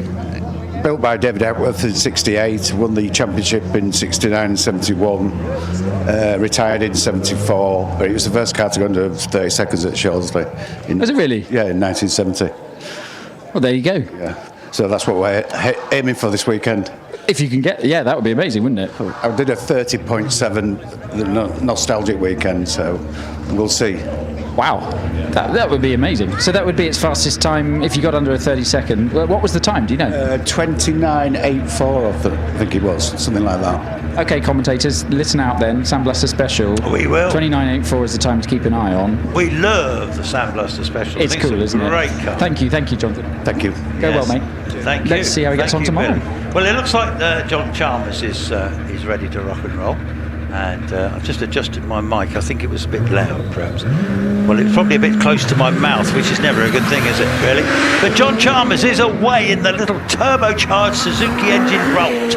Yeah, so we're back running in Class K2. More practice times for this British Hill Climb Championship, and John Chalmers there, good solid run up through bottom S's and out my side. Yes, and getting ready is Will Luffridge in the Empire Wraith, the Works Empire Wraith. So John Chalmers heads to the finish. He's going to record a time of 27:08. Will Luffridge, ex-Northern Ireland champion, so very good driver indeed. And this is the car that he often shares with Zach Zammit, but no Zach Zammit this weekend. Zach will actually be here tomorrow watching, by the way. Oh, Zach's watching, is he? Oh, he'll be here tomorrow. Oh, brilliant, brilliant. Now, I don't think this car did a time this morning, so looking at a little bit of a handful there through crossing. But I think first run of the weekend, I think, for William. Excellent, excellent. Well, he's a carpenter joiner by trade, but at the moment he's heading to the finish. What can he do? He's recording a time of 26:14. Now, this is Will Hames. Did I say Will Hames? I think you meant Paul. I meant Paul Hames. I think you've combined, Will Hames, son of Paul Hames. This is, as we call him, Will Hames' dad. Well, That's there you go. Nothing like a good cock. I just made Will's day, by the way. Well, Paul Hames, well, I was chatting to him at lunchtime, so anyway, this is a very rapid car and driver combination. Little Gould GR59, of course, with a turbocharged booster engine in the back with you, Alex. Yeah, looking absolutely rapid. This car is a real rocket ship. Looks fantastic going on up through the kink and into bottom S. This is going to be a quick run, I think. Yeah, oh, lovely little slide into bottom S there, out of bottom S. Out of top S that time, into the finish now. He's going to have a heck of a battle with Alex Coles this weekend. Oh my word, 24:46, excellent. Yeah, that's quickest in K2, that run, so excellent. Now this young man is on a mission. It's only a practice run. This is Alex Coles from Plymouth. We called him the sensational Alex Coles last year, didn't we? He's about 5th or 6th in the championship this year. My goodness me, he's on a mission, isn't he? Yeah, sparks flying as he heads on up the hill, and certainly is an indication of his sort of pace and position in hill climbing at the moment. Oh, absolutely right. Through the finish, 25:38. So at the moment, Paul Hames at 24:46. He's definitely got the number at the moment, hasn't he?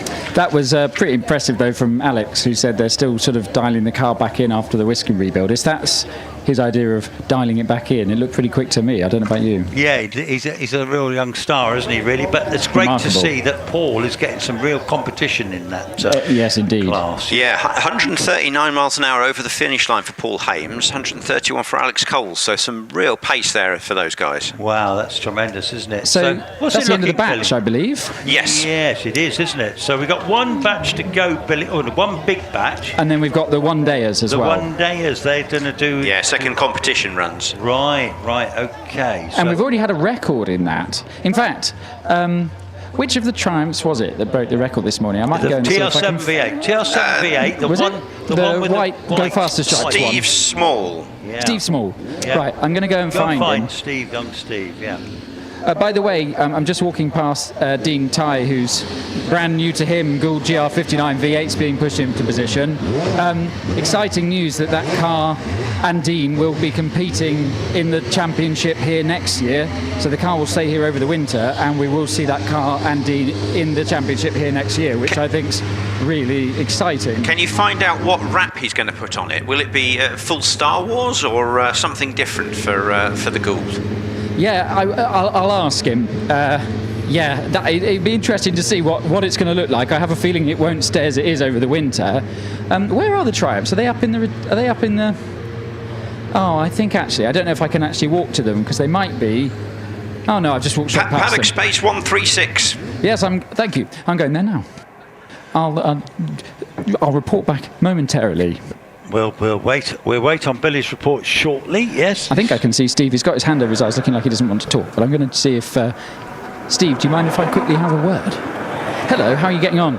Not too bad, thanks. That was a class record this morning. No, unfortunately, the number in the programme's wrong. Oh no! How far? What is the class record? 33.73. And what was the time this morning? Sorry, I can't remember. 34.1. Well, there's 4/10 away. You never know. 33.73 is the number to look at in the commentary box, and we're on a 34.1. So you never know. Yep. Fingers crossed. And how's the car going? Very well, thank you.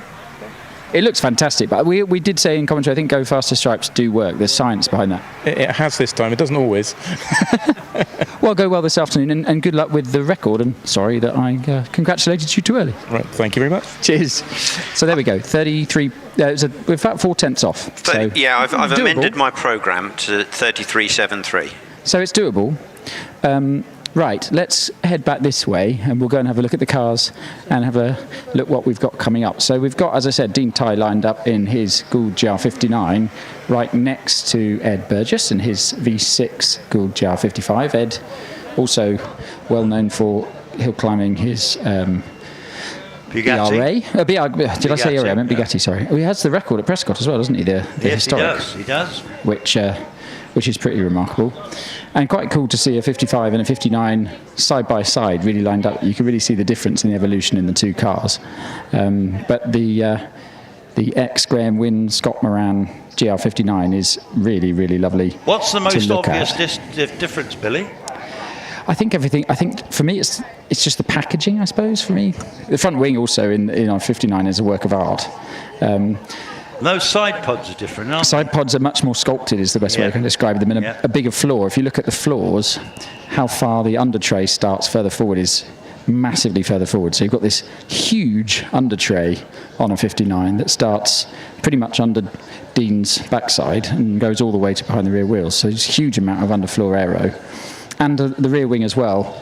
But the 55 is still a fantastic car. I mean, 25 years old those cars are now, and they're still competing for runoff wins, which is pretty, and competing well in the runoff, especially Dave Uren's version, which is pretty cool. So we've got the Sandblaster Special fired up. That's just coming out of the return road paddock with Tim Thompson aboard, being pushed into position. I tell you what, look at this. This is, as you heard, late 60s, early 70s championship winning car. And if you look at this compared to the cars that you'll see in a minute's time, the evolution is pretty amazing. So you see how sort of upright and almost on the car Tim sits compared to a modern single-seater, as well as the aero. The amount of advances in aero is in the last 50 years is quite remarkable. But watch it start, ladies and gentlemen. It'll be under 2 seconds. The grip in the four-wheel drive of this car is remarkable. So I will head back to you, Chris. Jump off the line, it does. Four-wheel drive, my goodness me. So impressive with that big Chevrolet V8 in the back of it too. Huge power, lots of torque. Yeah, great machine this, and four-wheel drive working very well as it launches itself on up the hill and round towards bottom S. Good time there, and we were looking for those sub 30-second runs to replicate its record from all those years ago. Yes, indeed. Well, this is the next one that's going to follow it is actually Joseph Mackerel in that lovely little Tigger SF83. I think it's Peugeot powered, this one. Tim Thompson's just under 32.94. Joseph Mackerel away with you. Yeah, so this great little Tigger and SF83, as you said, Peugeot powered. We were speculating where that Peugeot engine might have come from, but we didn't want to stick our necks on the line. But great little machine, this. Yes, I don't know whether it's a 16 or an 8 valve. Either way, it's a pretty effective little machine. The Tigger was Tim Schenken, wasn't it, and Howden Ganley. So they were the builders of this car. And look at this one. Ian Stringer has... Oh, hang on. So Ian Stringer is driving... The Alpha had a problem at Classic Nostalgia, Chris. I've just found out. So he's sharing with Simon Derling in the Alpine this weekend. Okay, I wondered that because I thought it was Simon's car. Yes, so that's great to see. The Alpha did have problems at Classic Nostalgia. I'm hoping it's getting all sorted out now. This beautiful little Alpine, isn't it? Lovely little Renault power in the back. And then a very rapid... we've got Ed Burgess in the Gould GR55 chasing him. Yeah, so we move into Class L. These are the large single-seaters. This is where we're going to see the quickest times come. And yeah, as you say, first up, Ed Burgess in that Gould GR55. Yes, now Dean Tye's waiting his turn on the line as well. Ed, of course, brilliant Bugatti driver. He's bought this car. He's doing very well in it, actually. He's just gone up in a 26.55. That might be a personal best for Ed, actually. turns, but here comes Dean Ty, the Aussie. Yeah, Ed Burgess' time definitely quicker than this morning. Dean Ty still learning this machine, new to him, so expect him to keep on making small improvements as he goes. Not that he's slow to begin with, but obviously lots to learn and figure out. So Dean heading on up. There as well. You know, he's got a very valuable car. He's learning the ropes with it, really. I'll tell you what, though, he carried a lot of speed through the S's. He did. He's just, I've lost the time for him. 26.40. 26.40. Well done. Sandra Tomlin is just with you. Yeah, so already past me. Sandra going very well indeed. It's going to be a very good time in those late 20s, similar to Dean or thereabouts. And isn't this a fabulous car, this old Pilbeam with the 4-litre Judd? Beautiful car. Now, is that Steve or Lynn Owen? That must be Steve Owen, I think. It is Steve Owen. Steve was in the 26s earlier in this, the Works OMS that he actually builds up in York. Very clever chap is young Steve. And he's built a lot of OMSs over the years. This one has got a V8 in the back. Is it RPL engine? Yeah, RPE, Radical Performance Engineering. So, as in Radical Sports Cars, they have an engine department and they build this engine. Brilliant. So is it based on a bike engine, that one? Yeah. Yeah, going very well there. Steve Owen with that Radical bike engine in the back. Already heading on through the S's. Yes, he is. He's heading up towards the finish now. So can he repeat his earlier 26-second run? He's going to do a 25.58, so that's better again. And then... Lynn is looking very happy. That is a good time from Steve there. Well, I would fancy it is. Who's that one? 128. The 128 is... I'm trying to see which car that is. All in black. Not Alex, is it? Jonathan Flesher's 128, so that can't be. It's 126. 126. Right, sorry. okay. Simon Jenks, of course, is. Simon Jenks in the Force with the 2.5-litre V6 in the back of it, because the engine stalls it off the line a bit, so that cost him a bit of time, but he's certainly picked up the pace now with you. Yeah, so Steve Owens 25.58, good solid run for him. Simon Jenks coming through in that all-black machine, seems to be carrying good pace, and through the S as he goes. So we unfortunately bobbed off the line slightly, but yeah, going much quicker now as he heads up towards the finish. Yes, he's going to finish now. He's going to record a time of 27.64. Young Harry Pick from Leamington. He waits his turn patiently. He's in another OMS again with the V8 in the back, IndyCar V8 in the back of this one. Young driver, so he's going to give it plenty. He's got FTD up at Harewood earlier this year, but not in the British. Yeah, lots of pace carried there through crossing. This looks like it's a good run, and yeah, very nice line there through the kink as well into the S's. Noticeably quick, 16 seconds into the S there. So we've got, looks remarkably... 3 different chassis designs with the same engine here. The OMS, the DJ, the Dallara you're about to see, and then Alex's P80 have all got the same 2.65-litre V8, which is pretty cool. Here comes Jack. He certainly is, and Jack has been burned brilliantly this year, hasn't he? So Harry Pick has had the personal best there. 25 seconds dead for Harry, 129 across the line. Jack Cottrell will be followed by Alex Summers in his home-built. Yeah, Jack Cottrell, a bit of an almost moment through the kink, but he gathered it together all right, and I think it'll end up being a good run. 24.89 for him. Well done to young Jack. So Jack Cottrell, but Alex Summers, ex-hill climb champion, runner-up in the championship, built the P40, now they built the P80. He's got the engine out of the Firestorm in the back of this car. Oh my word, now Alex is a serious run-off contender tomorrow. Whether he's quite got the car sorted enough to win, I don't know. He's certainly going to give it a go. Yeah, it looks very, very fast, this car, and they're still learning an awful lot about it. As I said, they've designed and built this machine themselves, so no information prior. They've got to figure it all out. Already approaching the finish and does a 23.92. That's fantastic. You should be pleased with that, into the 23s. Give him a round of applause. Just looking at Dad Richard, what do you think of that? Well, Nice to see a 23 last. It's not bad, is it? Bad at all, no. That for $1. Exactly. Sorry, go back to you, Chris. Yeah, fabulous, absolutely lovely. $8, I think more than that to build that car, I would have thought. Well, whatever, it's a fabulous bit of kit. And now we have David Duren in the GR55. Now, David, this is a history car, 3 times a championship winner, and Martin Groves' hand with you. Yeah, so coming on up through, crossing there, running wide and using all of the track. Nice and tight into the bottom S. Yes, a little slide out there, but well controlled. He's looking good, actually. Now he's going to be looking to get in the 23s if he can. Over the line, 23.61. So this is great stuff. Trevor Willis, Mr. OMS, 3 times the champion in an OMS car, the most successful ever. Great driver is Trevor. What can he do with you, Alex? Yeah, so David Uren's time is exactly a second off the record. So it's looking very quick already. Trevor also carrying good pace. Now, was Trevor in the 23s earlier? That would be a jolly good. I think he was 24 as well, maybe 25? 24, I think. Gotcha. Well, here he goes, over the finish. He's at 24.17, accurate there, Billy. And Sean Gould waits on the line in the lovely 84 Gould. And I just think it's wonderful to see this car still out there. Fantastic, real history car. Oh, my goodness me, when he poked it then, it certainly picked its legs up, didn't it? Yeah, so this car not quite on pace with some of the others due to its age, but still great to see it out, and it's fantastic it's running in this Class L rather than tucked away in some historic championship. Yes, I couldn't agree.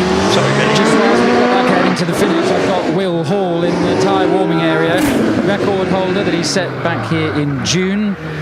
Very quick in practice this morning to the low 23s, but this is the first of our 3 title protagonists. Let's see what they can do. This is just practice, but you wouldn't have known that from the way the 3 of them were going this morning. You absolutely would. Now, Will Hall's had a fantastic season, actually, and this is a serious bit of kit now. Will Hall, this affable Midlander, he's away the line now. This is only practice, but my goodness me, he's certainly flying with you, Alex. Yeah, 1.83 for the first 64 foot. Slides the tail a bit through Kennel, absolutely on it up to the first of the S's. This is going to be a very quick run. Purple seconds already, so this is flying machine, beautiful. Up to the finish, can he do it at 22? He's done at 22.86. Wow. Wow, that is a super quick run. Yeah. That is remarkable. Wallace is next to go. They've done a huge amount of work on this car of the season. Wallace was telling me about it at lunch. Huge amount of engine work and setup work to really get this car into a window that Wallace is happy with. And he's shown it, given he's won, I think, 5 of the last 6 runoffs or something like that. Let's see how he goes. He's off the line. Certainly is, and my goodness me, that is like a ballistic missile off the line. With you, Alex? Yeah, 1.81 off the start line, absolutely flying his way on up the course. And let's see, 125 through the speed trap, and he's through the S's. Yeah, purple sectors as well, so he's certainly going to be in the 22s, I fancy. Gosh, he was ever so close to the barrier there, but he's gone through the finish, 22.84. Yeah, absolutely on it, and almost identical to Will Hall's time. Fantastic that it's that close.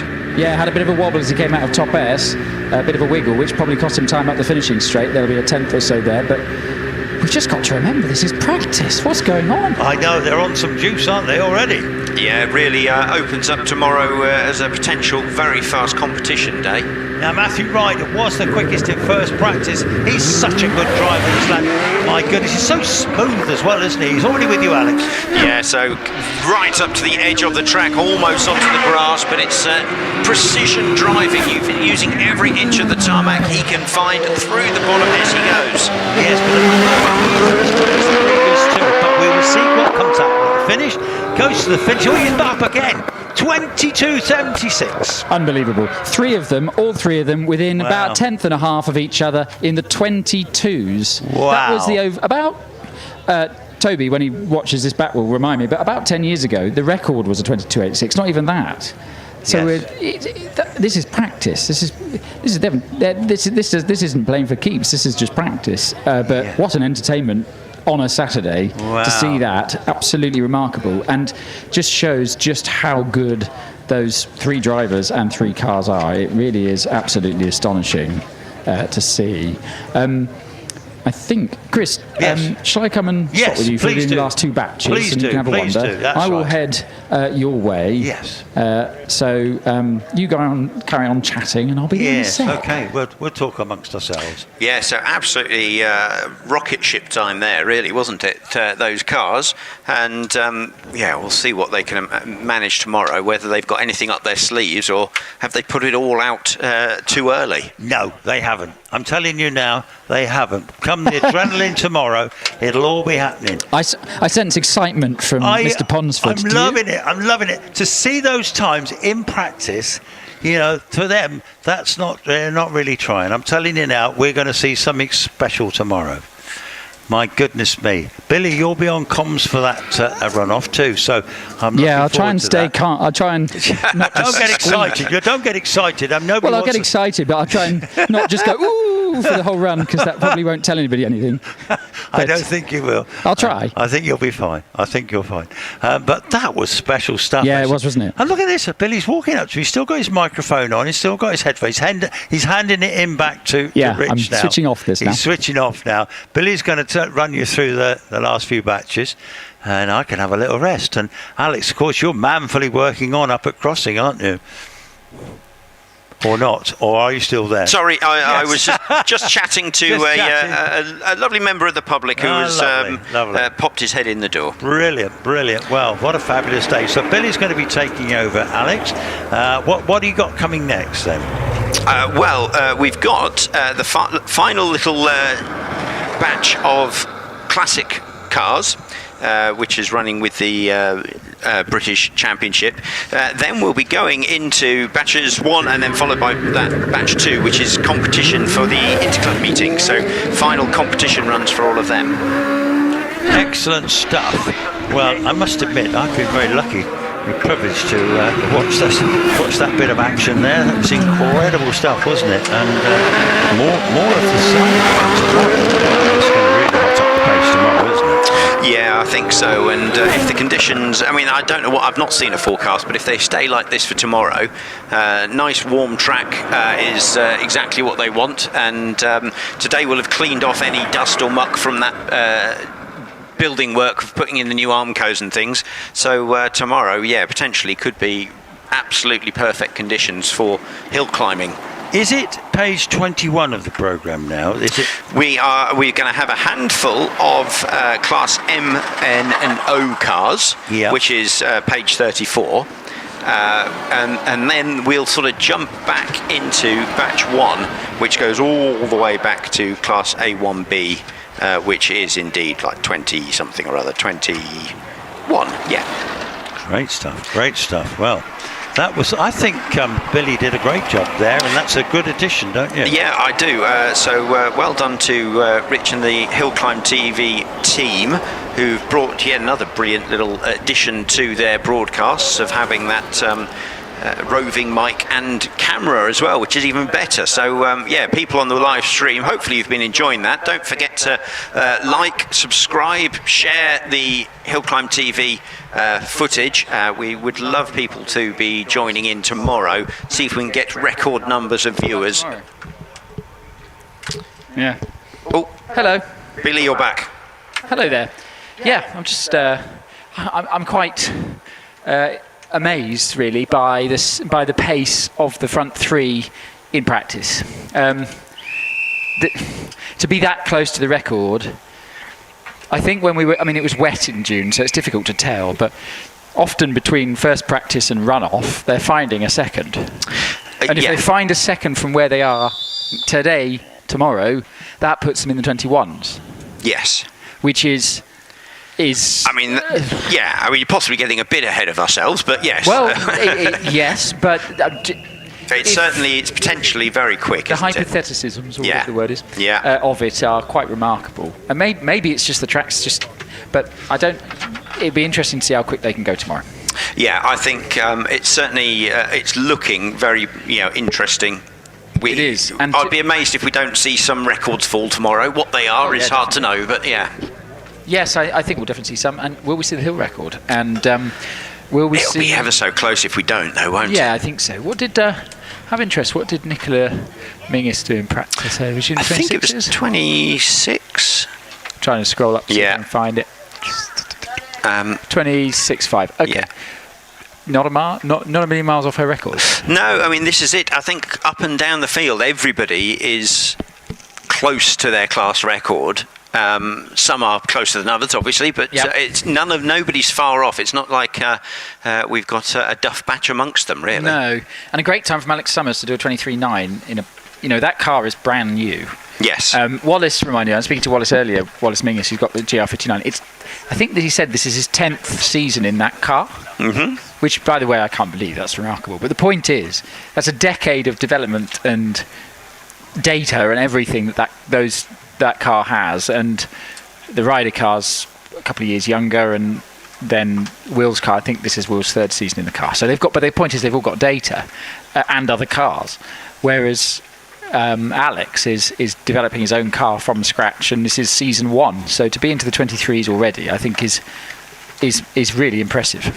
Yes, quite. I think that has so much potential, that car. Yeah. They've got so much to learn because they are doing it all themselves. But yeah, I think when they finally sort of click with it, all of a sudden we'll see him up there in those sort of 22 seconds without a shadow. Another year of development. Yeah, and we'll see. I think by next season he'll be right on the pace. Yeah, but I mean, it's already got. You can tell the traction control and everything's working well because it's already doing 1.88 second start. Launch control, sorry. So, which Alex is a bit of a fiend when it comes to programming ECUs and stuff like that. But all of that is working very well already. Yes, I think even Caroline was getting 1.8 or something. So I think the car is really well set up for that launch, isn't it? It's a quick car, yeah. Yeah. Yeah. Do you mean Lindsay? Lindsay, sorry, yeah, You sorry. think Caroline Ryder, don't worry. Yeah. I'm reading sort of like 4 bits of paper and talking at the same time. It's all right, Yeah, sorry, no, yeah, Lindsay was getting really good launch times as well. Yeah, she did a 1.86. And funny enough, actually, on that last run, Lindsay and Alex, if you can hear me, Lindsay did a 1.86 second start. Alex did a 1.881. So Lindsay was quicker. Excellent. Right, Excellent. flags are in. Jonathan Flesher off the line. 1.84 second start. That's even quicker with you. Yeah, so four-wheel drive, the Guyson Hepworth Sandblaster Special four-wheel drive machine, and as we were hearing earlier, first car up Shelsley Walsh below that 30-second mark, which is what they would love to do here this weekend. It's a tall order though. They've been running in the low 30s, so it's close. Yeah, exactly.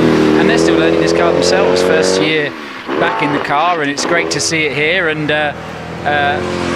he's finishing up the finishing straight now. 33.41, 82 miles an hour across the line. Right, Sarah Thorne is on the hill now with you. Yeah, beautiful Lotus 69 coming through. These cars are absolutely fantastic.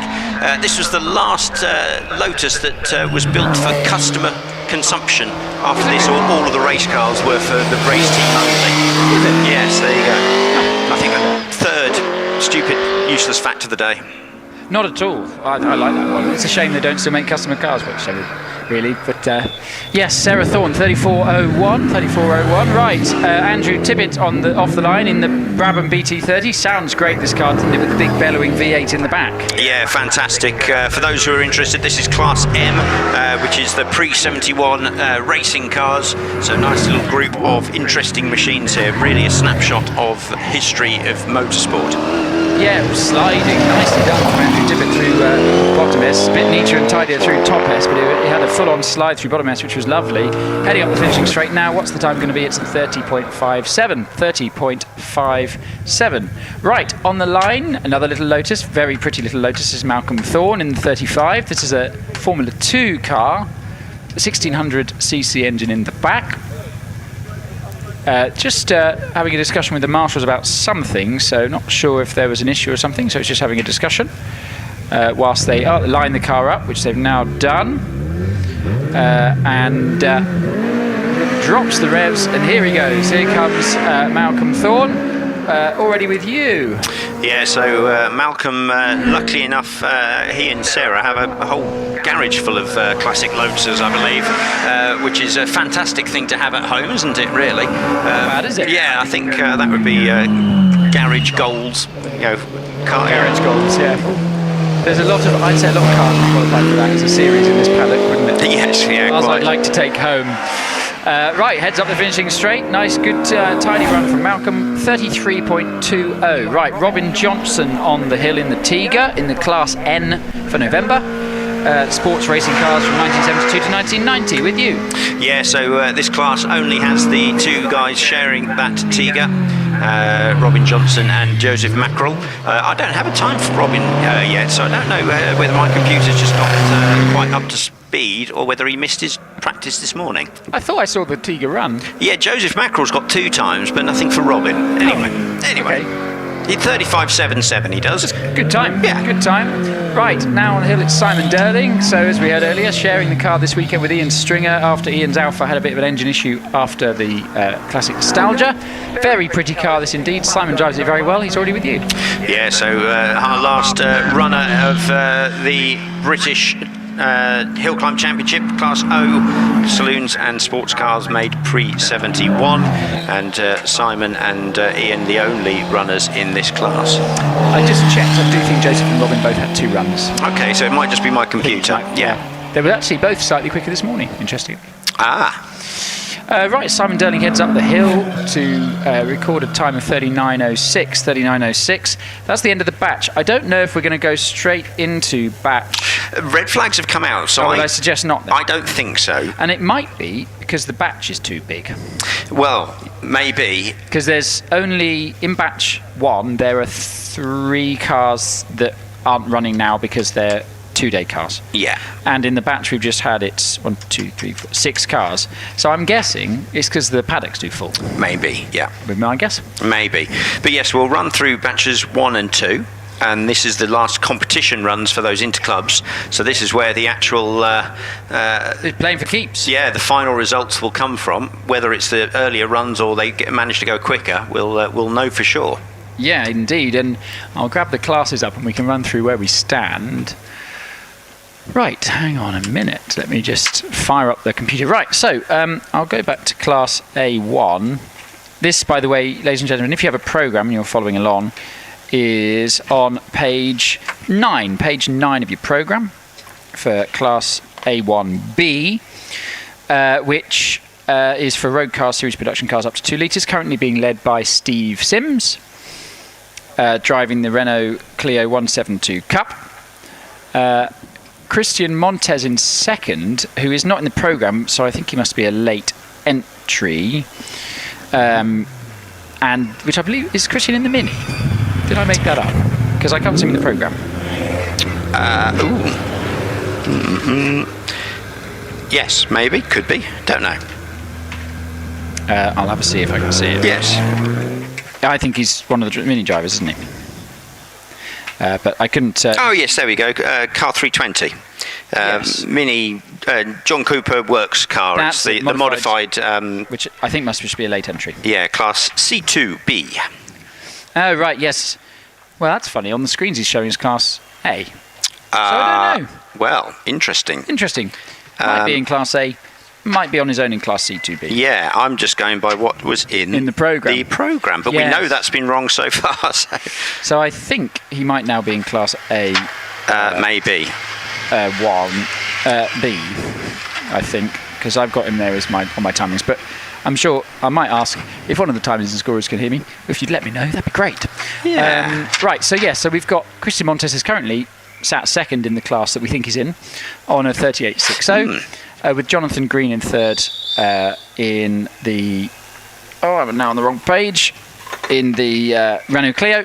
And then William South coming fourth in the Alpha, which was smoky, quite a lot smoky this morning, wasn't it? It was, but I wonder if that's just its natural state. A natural... Some cars are like that, aren't they? So yeah, for the short term. Yeah. I don't know.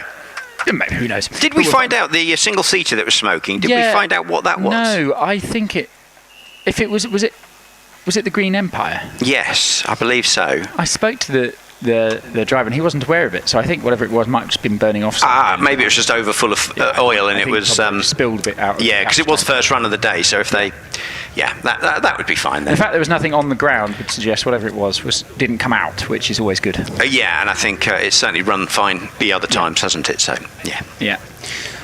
So what else to look out for in these classes? In Class A2B, Harvey Turner in the MX-5 turbocharged MX-5 leads the way on a 34.19. Can Simon Baker in the Escort, 2-litre turbocharged Escort, find about 7/10 of a second to take the class win? Let's see.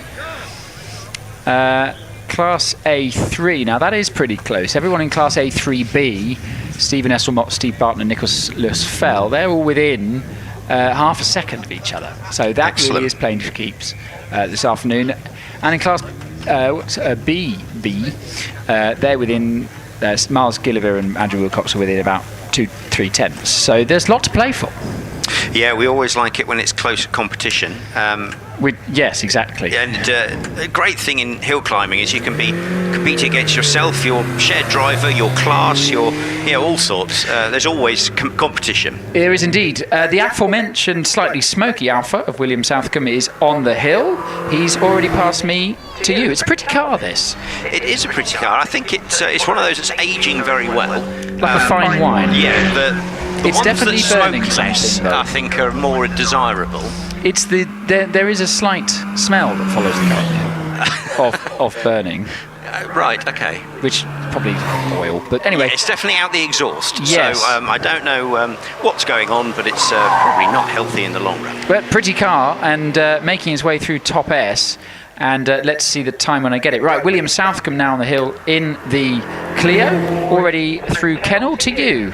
Yes, so this Clio running quite well up the hill. He's just going through the kink now, heading up towards bottom S. It's 200, isn't it, this one? So 197. 197, yeah. But the slightly later model, so 2007 car, so slightly bigger and heavier than the car you're about to see that leads the class that's left the line, which is Steve Sims. Rockets past me, did a 37.79 this morning. Oh, trying nice and hard through Kennel as he slides into your view. Yeah, he's definitely got more momentum behind him. Whether that's just down to bravery or lighter car, it's hard to know, isn't it?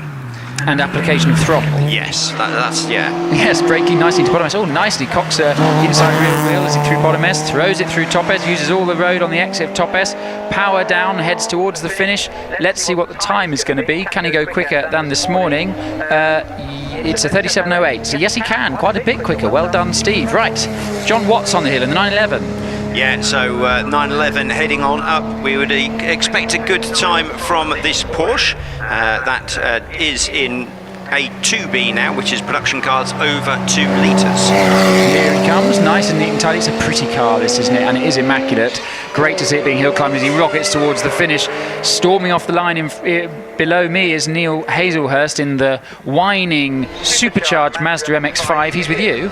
Yeah, so the Mazda coming through. This is potentially a very quick car, I think. Light, yeah, supercharged. Exactly. Yeah, so certainly one to watch. Going well through the kink, used the apex, the apex curbing at the kink, so using all the road through there. He's actually purple sector so far, so this is looking like a really good run from Neil. Let's see how he gets on. In the meantime, by the way, the time for John Watts in the Porsche was a 39.22. What's Neil Hazelworth going to do? It's going to be quicker. It's a 38.43. 38.43. Oh, half a second quicker than he went this morning. Well done, Neil. Right, Howard Davis in the Alpha. Pretty car, this, with you. Yeah, so this one less smoky. Alfa Romeo GT running pretty well at the moment. Climbing on up into the braking zone.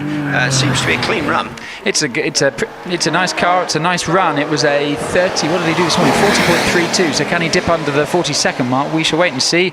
No dramas through the S's. Powers up the finishing straight towards the finish. I'll bring you a time in a minute. Mark Lawton is now on the hill. Yeah, so the Porsche Boxster, Mark Lawton coming through, and he is running in the 40-second sort of bracket from this morning's times. He'll be hoping to dip under that into 39s if he can. Time for Mark Lawton, by the way, was sorry, Mark Lawton's on the hill. Time for Howard Davis was a 39.56. He did go under the 40 seconds. Well done. Excellent. Out of the top S for Mark. Meanwhile, Caroline Knight in the M2 on the hill. Yeah, that M2 climbing on up. I sort of feel the M2 is sort of harking back to the original M3 in sort of size and everything. It's sort of quite a similar setup, isn't it? Yeah, I mean, it's amazing. Still bigger than the M3s from 20 years ago, such as cars. But you're exactly right, and I think a lot of people that drive them, the reason they've been so popular is because everyone goes, oh, this is like the M3 used to be. Caroline did a 37.85, by the way. Mark Lawton before that did a 39.47 in the Boxster. Will Goff in the Alphas with you. Yeah, so newest of the Alphas on the hill, and yet another pretty car, which I think we might have to stop saying about Alfa Romeos. Oh, well, it's as if they had a reputation. Yes. Those Italians, they can design a car. Exactly. Aesthetically speaking, mechanically less so. But anyway, pretty car, and heads up the line 38.66. Right, Grant Cratchley with you. Yeah, so we've got another Porsche coming through. That's Grant Cratchley's Boxster 986. He's up and into the first of the S's. We're seeing lots of improvements, by the way, so great to see Mark Lawton went under the 42nd mark. So did Howard Davies. Grant Cratchley in the Porsche heads towards the finish, did a time of 43.33 this morning. What's it this afternoon? 40.67, so that's 2.5 seconds they've found. Very quick. Robin Depper with you. Yeah, so first of a couple of MX-5s coming through. Again, these cars definitely can be right on the pace, and Robin Depper up towards the finish. Yes, did a 39.71 this morning. Let's see what he can do this afternoon. In the meantime, Harvey Turner, class leader on the hill in the very fast turbocharged MX-5. Yeah, he almost has a moment coming through crossing there. He was right on the limit, absolutely pushing it, and another quick run, I suspect. A bit of a tail moment through top S as well. Wow, he had to catch that. He had to get right out of the power. I'm glad he caught that. That was leery, to say the least. Heads up towards the finish. The time is 34.78, so slower than he went this morning, but still the class lead. Let's see what Simon Baker can do. What Simon Baker can do in a few cars' time. Paul Shaw with you. Yeah, Paul Shaw in that very rapid Fiesta, absolutely flying his way on up. This car, I think, has the ability to worry much bigger machinery. It does indeed, and goes very quickly indeed. So yes, Harvey Turner did 34.78. I gave you Robin Depper's time in the Mazda before that. That was a 39.45, so also dropped into the 30-second bracket. Paul Shaw's just done a 35.18. Stephen Esselmott, been and gone with you. Yeah, already carrying on his Golf up through the S's already. That's a Lapworth car, and very quick. Yes, these guys know how to build a hot hatch, don't they? Heads up towards the finish. What's the time going to be? It's going to be quick. It's coming to me now. It's a 37.94. 37.94. Right, Steve Barton. Yes, I should say we're in the A3B category now, which is four-wheel drives, I think. Yes, so slight change of class. Yes, but a lovely car this, but goes very quickly indeed, and driving it nicely. Heads up towards the finish. Oh, something smells a bit clutchy down here at the start. I'm not sure what it was. Is it the Golf Estate? It could be. Passing. Yeah, he's possibly pushed it a bit harder than a standard clutch wants to be pushed. Yes, but going quickly. Yes, incredibly quick car, really, isn't it? It is indeed. Right, some Class A3B. As we are now, Stephen Esselmott did a 37.94, so quicker than he went this morning. Let's see, Steve Barton 38.29, also quicker. What can Nicholas Fell do? Does a 37.30. 37.30. In fact, to take the class lead and the class win on the last class run of the day. Well done, Nicholas. In the estate. It was worth frying his clutch for the class victory. Yes, it was. Yes, you'd hope so. Next on the hill, Miles Gilliver. Wow, used all the exit on top S. Had to get out of it slightly as he got very close to the sleepers, but crosses the line now 34.96. So into the 34s. Well done, Miles. Andrew Wilcox with you. What can he do? Yeah, so this is Class BB, the Specialist Production Road Cars. As we said, this was a very close category earlier, and 34.96 the time to aim for. Can Andrew get there? It's going to be close. Let's see. He's come out the top S with some time to spare, so let's see. It's going to be really close. Gets to the line. What is it? 35 seconds flat. 35 flat. 4/100th of a second off. Oh, he'll be kicking himself. Good run. Close, ever so close. Yes. That's a great competition there. Yes, Christian Montez with you. Yeah, so that Mini carrying on through already through the S's. Yeah, very quick indeed. And followed up by Tom Meredith in the Morgan +8. This sounds lovely, this car. Yeah, that's right. Great big V8 engine in that machine. I think it's something ridiculous, 5 litres or something. It's a massive engine. It's an impressive car. Time, by the way, Christian Montes, he did a 38.70. Meanwhile, below me, the Mini with the huge supercharger, it winds its way past me to you. Yeah, so this is very typical Lapworth Motorsport. Let's get all the power we can out of a tiny little car, and going very well indeed. Yeah, Tom Meredith, by the way, just did a 34.20, so another 2.5 tenths this morning. Matthew Hyde is already through top S. Power down as he heads up the finishing straight. Did a 37.28 this morning. I think he'll go quite a bit quicker than that. Let's see what the time is. He does, 35.64, 35.64. Great run to find, well, best second and a half. Yeah, well, that's surprising. Is that the Morgan and the Mini are so closely quite close. matched? Yeah. Could you think of two more opposite cars? Yeah, you wouldn't expect that at all. No, and this is what's great about the one-day meetings, is it's often for competitors that are new to hill climbing and newer to hill climbing, so the amount of time they find every time they do a run is fantastic to see. Yeah, so that is actually end of batch. So those cars now, that's final competition run for them for the day. Shall I give some results? Yes, good thinking. Class A1B, that's series production cars up to 2 litres, won by Steve Sims on a 37.28 in the Clio 172 Cup. Very nicely sorted car, that. Now, if Christian Montes is in that class, as the timing is telling me that the programme isn't, then Christian Montes is second in class on a 38.60, and third, Jonathan Green on a 46.69 in the slightly newer Renault Clio Renault Sport. Class A2B, this is series production cars over 2 litres, is won by Harvey Turner on a 34.19. Actually quicker this morning, but did have quite a wiggle as he came out of top S, so that would have cost him time. Simon Baker in second in the turbocharged Ford Escort, which I haven't seen run this afternoon, so I don't know if he's had an issue or had to go home, or if we're going to see him in the next batch if he has had a problem. So if only we had a roving reporter. Yeah, where's Chris when you need he's in the pub. So I think we'll put an asterisk on that class for a minute, because I think it's done, but it might not be. So if Simon doesn't run, he's second in class, and Paul Shaw third on a 35.18 in the Ford Fiesta ST, which I tell you what, that's pretty impressive, that Fiesta, the Lapworth Motorsport Fiesta, given it's in a class of BMW M2s and Porsche Boxsters and MX-5s that have been supercharged and turbocharged. That Ford to be third overall, I think that's impressive. Yeah, and I think half is the car, half is the driver on that. Oh yes, definitely. No, very quick indeed. I think you're right. Right, class A3B, road cars, series production cars, four-wheel drive NECC, won by Nicholas Fell on a 37.30, and that's in the Golf R Estate. Impressive to win a class in an estate car. Well done, Nicholas. Second on a 37.94 is Stephen Esselmott in the non-estate Golf, and third in the Quattro is Steve Barton on a 38.29. Excellent. Class B, specialist production cars. That is won by Miles Gilliver on a 34.96 from in the MK Indy. Second, Andrew Wilcox, just 4/100ths of a second behind on a 35 seconds flat, which I feel a bit sorry for him for, to be that close. Yeah, incredibly close. It is indeed. I think that's all I can give you for... Oh no, I can give you Class C3B. C3B is for modified series production cars over 2 litres. Won by Tom Meredith in that very quick Morgan Plus 8, and second in class Matthew Hyde in the Mini Cooper.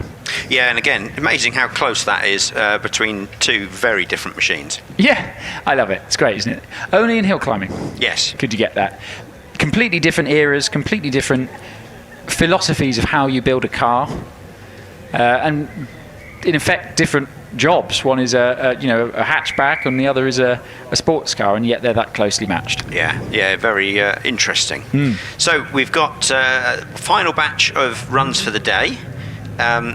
Handful of sort of only one in class type runners to begin with. Yes. And then we get into some sort of more populated groups after that. But we got some fantastic cars to come in this last class. Namely, one of my favourites is the Honda NSX. Yeah, that's been a great addition. I don't think I've seen it before. I've not seen on it the before. hills, but it sounds fantastic. It does, doesn't it? V6, mid-engined, iconic. And Senna drove these and helped develop these.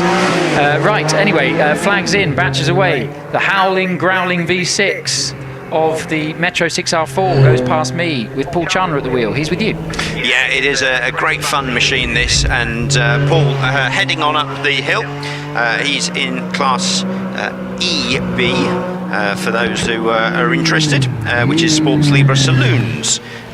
Which, 3-litre V6 in that machine. Yes, and here comes this incredible set. Wow, did you hear that? I don't know if you can hear that through my microphone. What a noise that makes. It's the NSX with Ramanus Kepelis at the wheel with you. What a noise that car makes. Yeah, I'll just let it pass, and it sounds fantastic. Yeah, stunning, isn't it? Oh, I hope we see that car out more. I think he's done time attacking it and drifting it.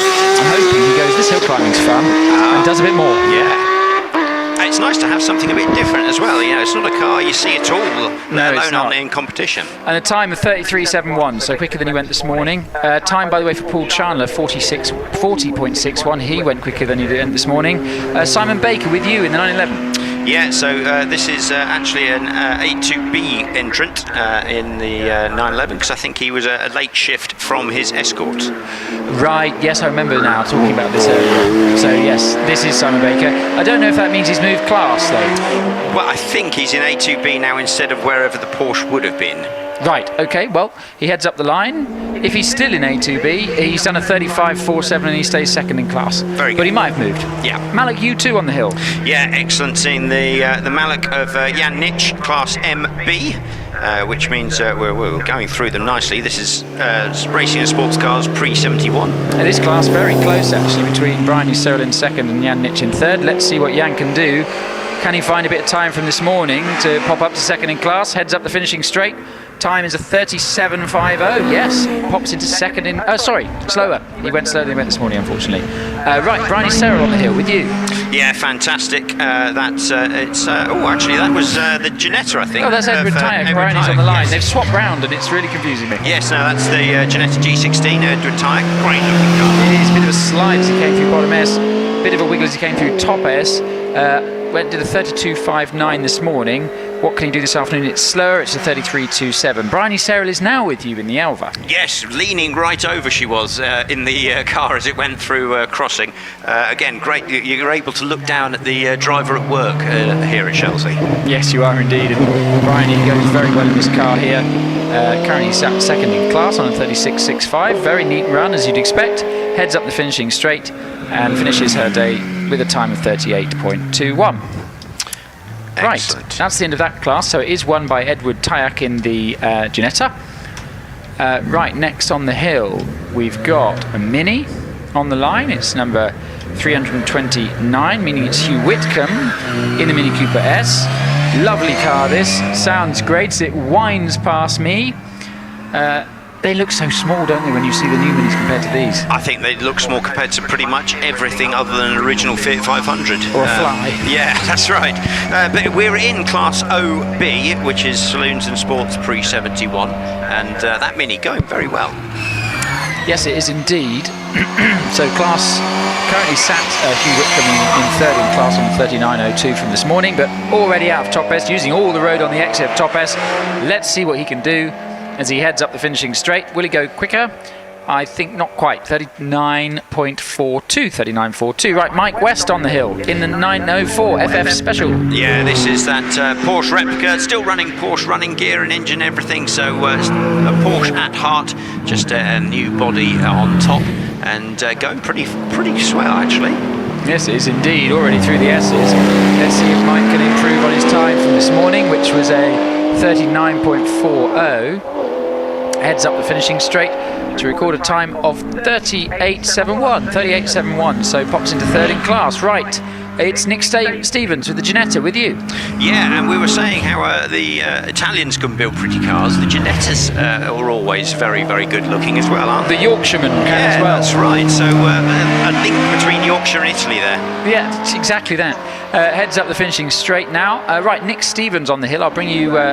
Nick Stevens is just across the line, 35.94. Stuart Diper on the hill. Broke the record in class this morning. What can he do this afternoon? Yeah, easily quickest in this class and still going pretty well.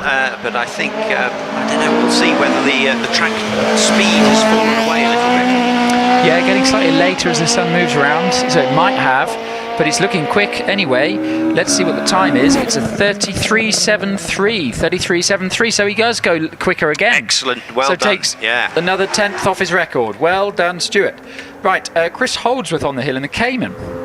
Yeah, so once again we've moved on. This is the Jaguar Drivers Club, and the Porsche Cayman is actually the first honorary Jaguar from this class. Yeah. And carrying on up the hill very nicely. Yeah, it's amazing how that new F-Type looks like a Cayman, isn't it? Yes, exactly. Nicely though, even though we've got this Porsche in there, the class leader at the moment is Hayden Spedding in that E-Type. Yes. In the meantime, before we get to him, we've got Phil Taylor on the hill in the C-Type replica with you. Yeah, so Aristocat C-Type replica moving its way up to the S's. Through there it goes. In the meantime, a growling, howling F-Type came past me. It's with you. Yeah, it does show, I think, this F-Type, loads of power and potential, but because it's that slightly bigger machine, just not got the space on the hill to be as quick as some of the little stuff that can sort of throw itself around. Well, exactly. It's all, you know what they say, it's all very well having 500 horsepower. You've got to use the first 200 before you can use the next 300. Exactly, yeah. I agree completely, and it is just a bit heavier, unfortunately.